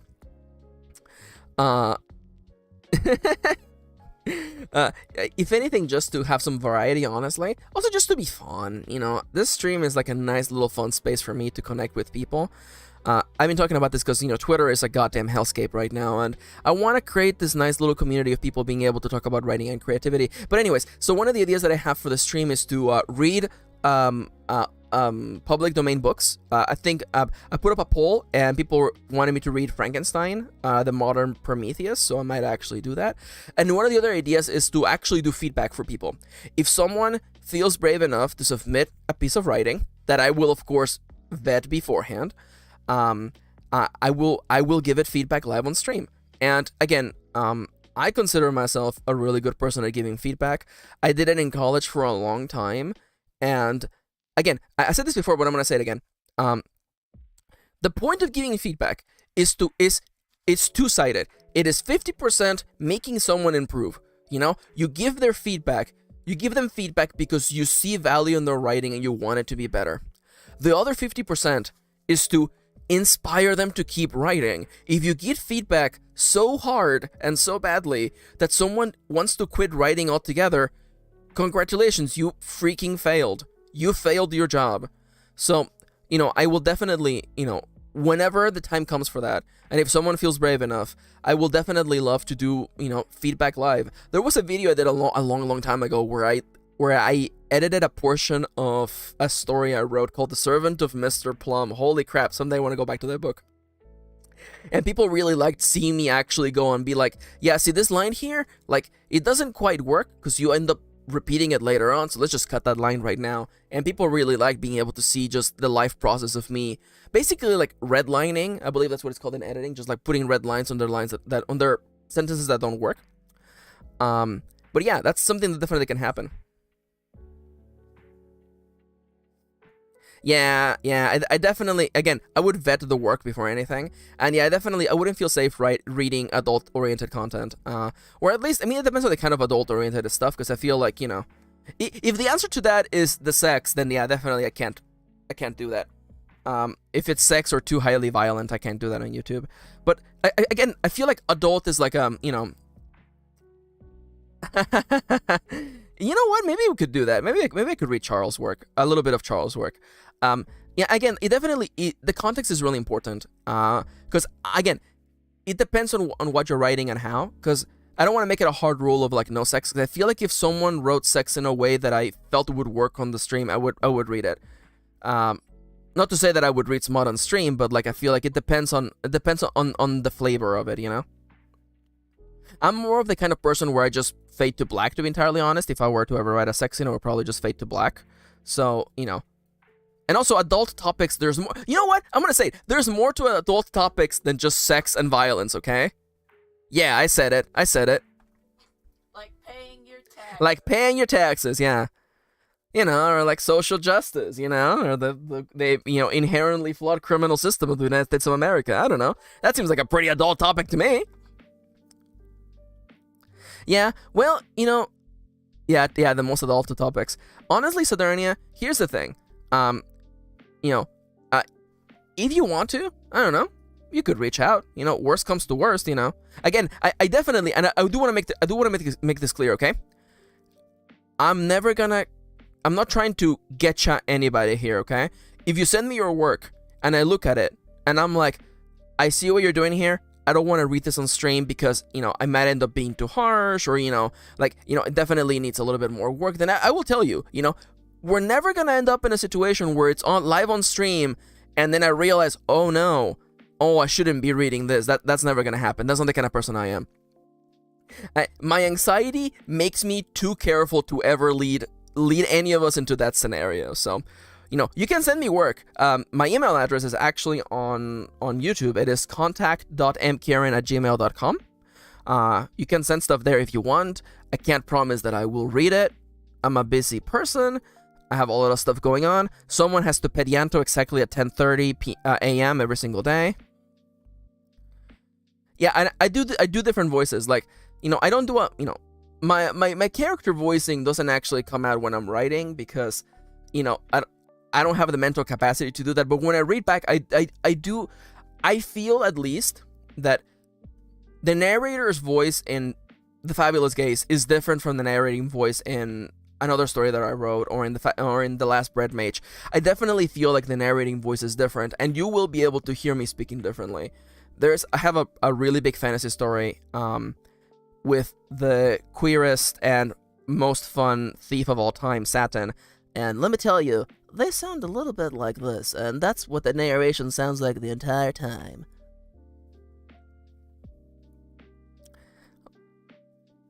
Honestly, though, yeah. Yo, should I change the coffee.com instead of buying me coffees is buying pets for Yanto? Yeah, Kitty's laughing in the background. Is that too evil? That's a little too evil. Okay, it's a little too evil. Ooh, also, sorry, I completely missed this this comment from Charlie. I've read some stories where the sex is not explicit, plus more of a poetic vibe. Smokes, Lilies, and Jade's short story. Interesting. Virtual cat pets. Yeah. Oh my god. Oh, I love V pets. I love virtual pets so much. Again, you all know about me and Tamagotchi. You know, I was researching Tamagotchi for a story idea, and then I just fell down the rabbit hole. Catcam? Oh, catcam is a possibility. Oh, that's a possibility. Yeah, I was gonna say, I don't know if you heard that, but Kirin and I, we've been thinking about chinchilla cam because we have chinchillas. I don't know if you guys know. We have 2 chinchillas, and setting up a cam for them, that's definitely a passability. That can definitely happen. Gotta clean up your cage. Yeah, we would have to probably clean up more than we already do, but definitely that could happen. Although I'm gonna be entirely honest, I mean it's probably for the best, but like the chinchillas, they're nocturnal beings.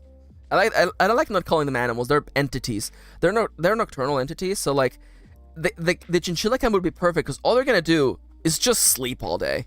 They're sleeping right now. They're cuddled up. There are 2 sisters. Their names are Popola and Devola. Yes, we're big fucking nerds. Why are you surprised? Play Nier Automata. Yeah, we played Nier Automata. Aw. Hell yeah, David. Oh, chinchillas are the best. Pogo is a great name. Pogo is a great name for a chinchilla. Yo, did you know chinchillas can jump up to 6 feet in the air? But our chinchillas, they're not allowed to know that. Because then they would become too powerful. More powerful than we could ever imagine.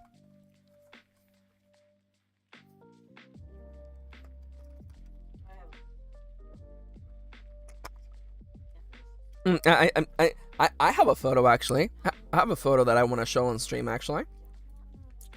Let me actually see. Can I make this work? It's not a real photo of the chinchillas. There's something I just want to show because it's tis the season.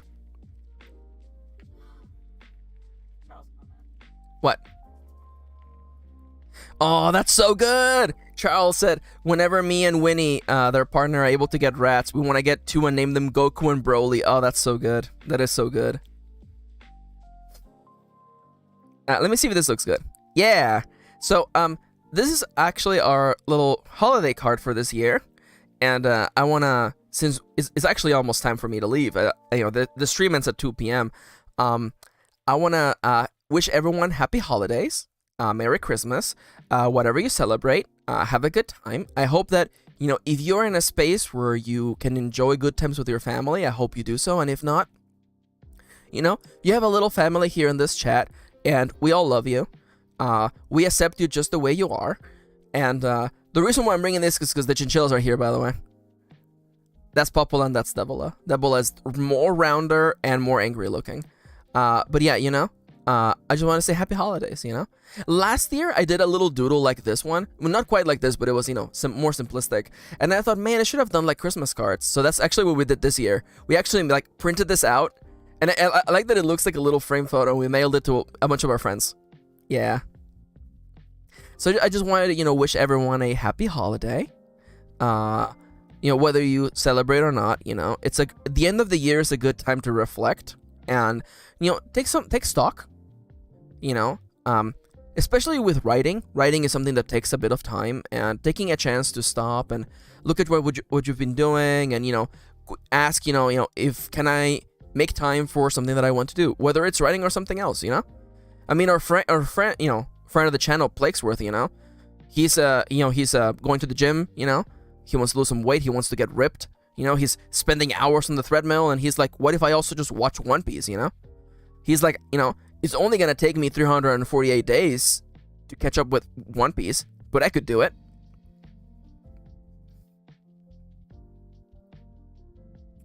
Aw, thank you, Timber, and thank you, Moontomes. Everyone is just so sweet, honestly. Also, holy crap, hold up. Is this it? Okay, yeah. I gotta do the spiel. I gotta do the spiel because my manager's in the room right now. I want to let you all know that the music you heard today is Lo-Fi Leah's music, by the way.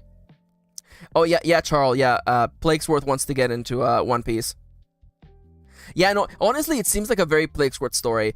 If you want to follow Lo-Fi Leah, they're on YouTube, by the way. Their music is on YouTube, on Spotify, everywhere.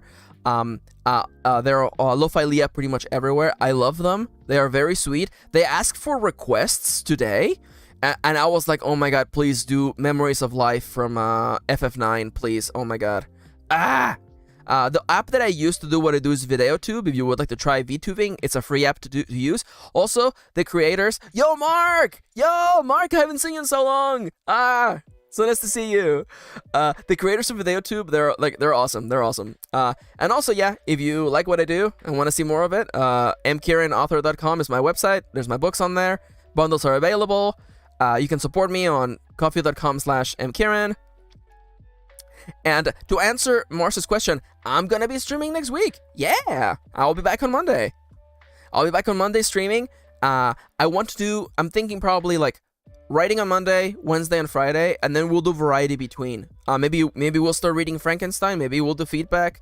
Maybe we'll do another roll for novel. But definitely, we'll be back to writing. Or. Oh, that's true. Yeah. I'm also thinking of doing maybe like some solo RPGing for sure. I really want to write a story about giant robots, so maybe we'll do that in Starforge. Everyone is so sweet. And again, yeah, thank you so much for watching. You guys are the most important part of the stream, so thank you so much. And yeah, don't forget to leave a like, subscribe if you haven't already, and hit the bell to be notified of future streams. I'm going to be streaming 11 a.m. to 2 p.m. PST. Pretty much every weekday. I don't do weekends because my manager tells me I gotta take breaks, and also someone has to pet Yanto, and all the weekend. Yo, honestly, you guys are so much fun. Thank you everyone for showing up. You know, the holidays are just literally around the corner. I hope everybody has a lovely time. Yeah. Oh my god. Also, by the way, I want to say again, I had a super lovely time. Doing Roll for Novel. Yeah, I'm actually, I'm gonna just go back there real quick, just because I'm so like shook. You know, we got so much done. In Roll for Novel. You know, we created a character, we created a concept. We took, we started working on this story, and also, not to put anyone on blast, but we got names. We got names for characters. We got going. That was insane, honestly. Thank you so much for everyone who helped. And honestly, I love collaborative writing. It was just so much fun. And yeah, I'm going to be here streaming. The VODs are going up on YouTube. To anyone watching this to fall asleep, hey, thank you for choosing me as the voice inside your the voice inside your head while you sleep. It's me. Hey there. Hey. Are you asleep yet? Are you asleep? No, you're not asleep. They're not asleep yet. Anyways, yeah. Yeah, the bots are up. Because I know quite a few people who can make it to the stream, and honestly, that's completely fair. I picked the time that was most convenient for me.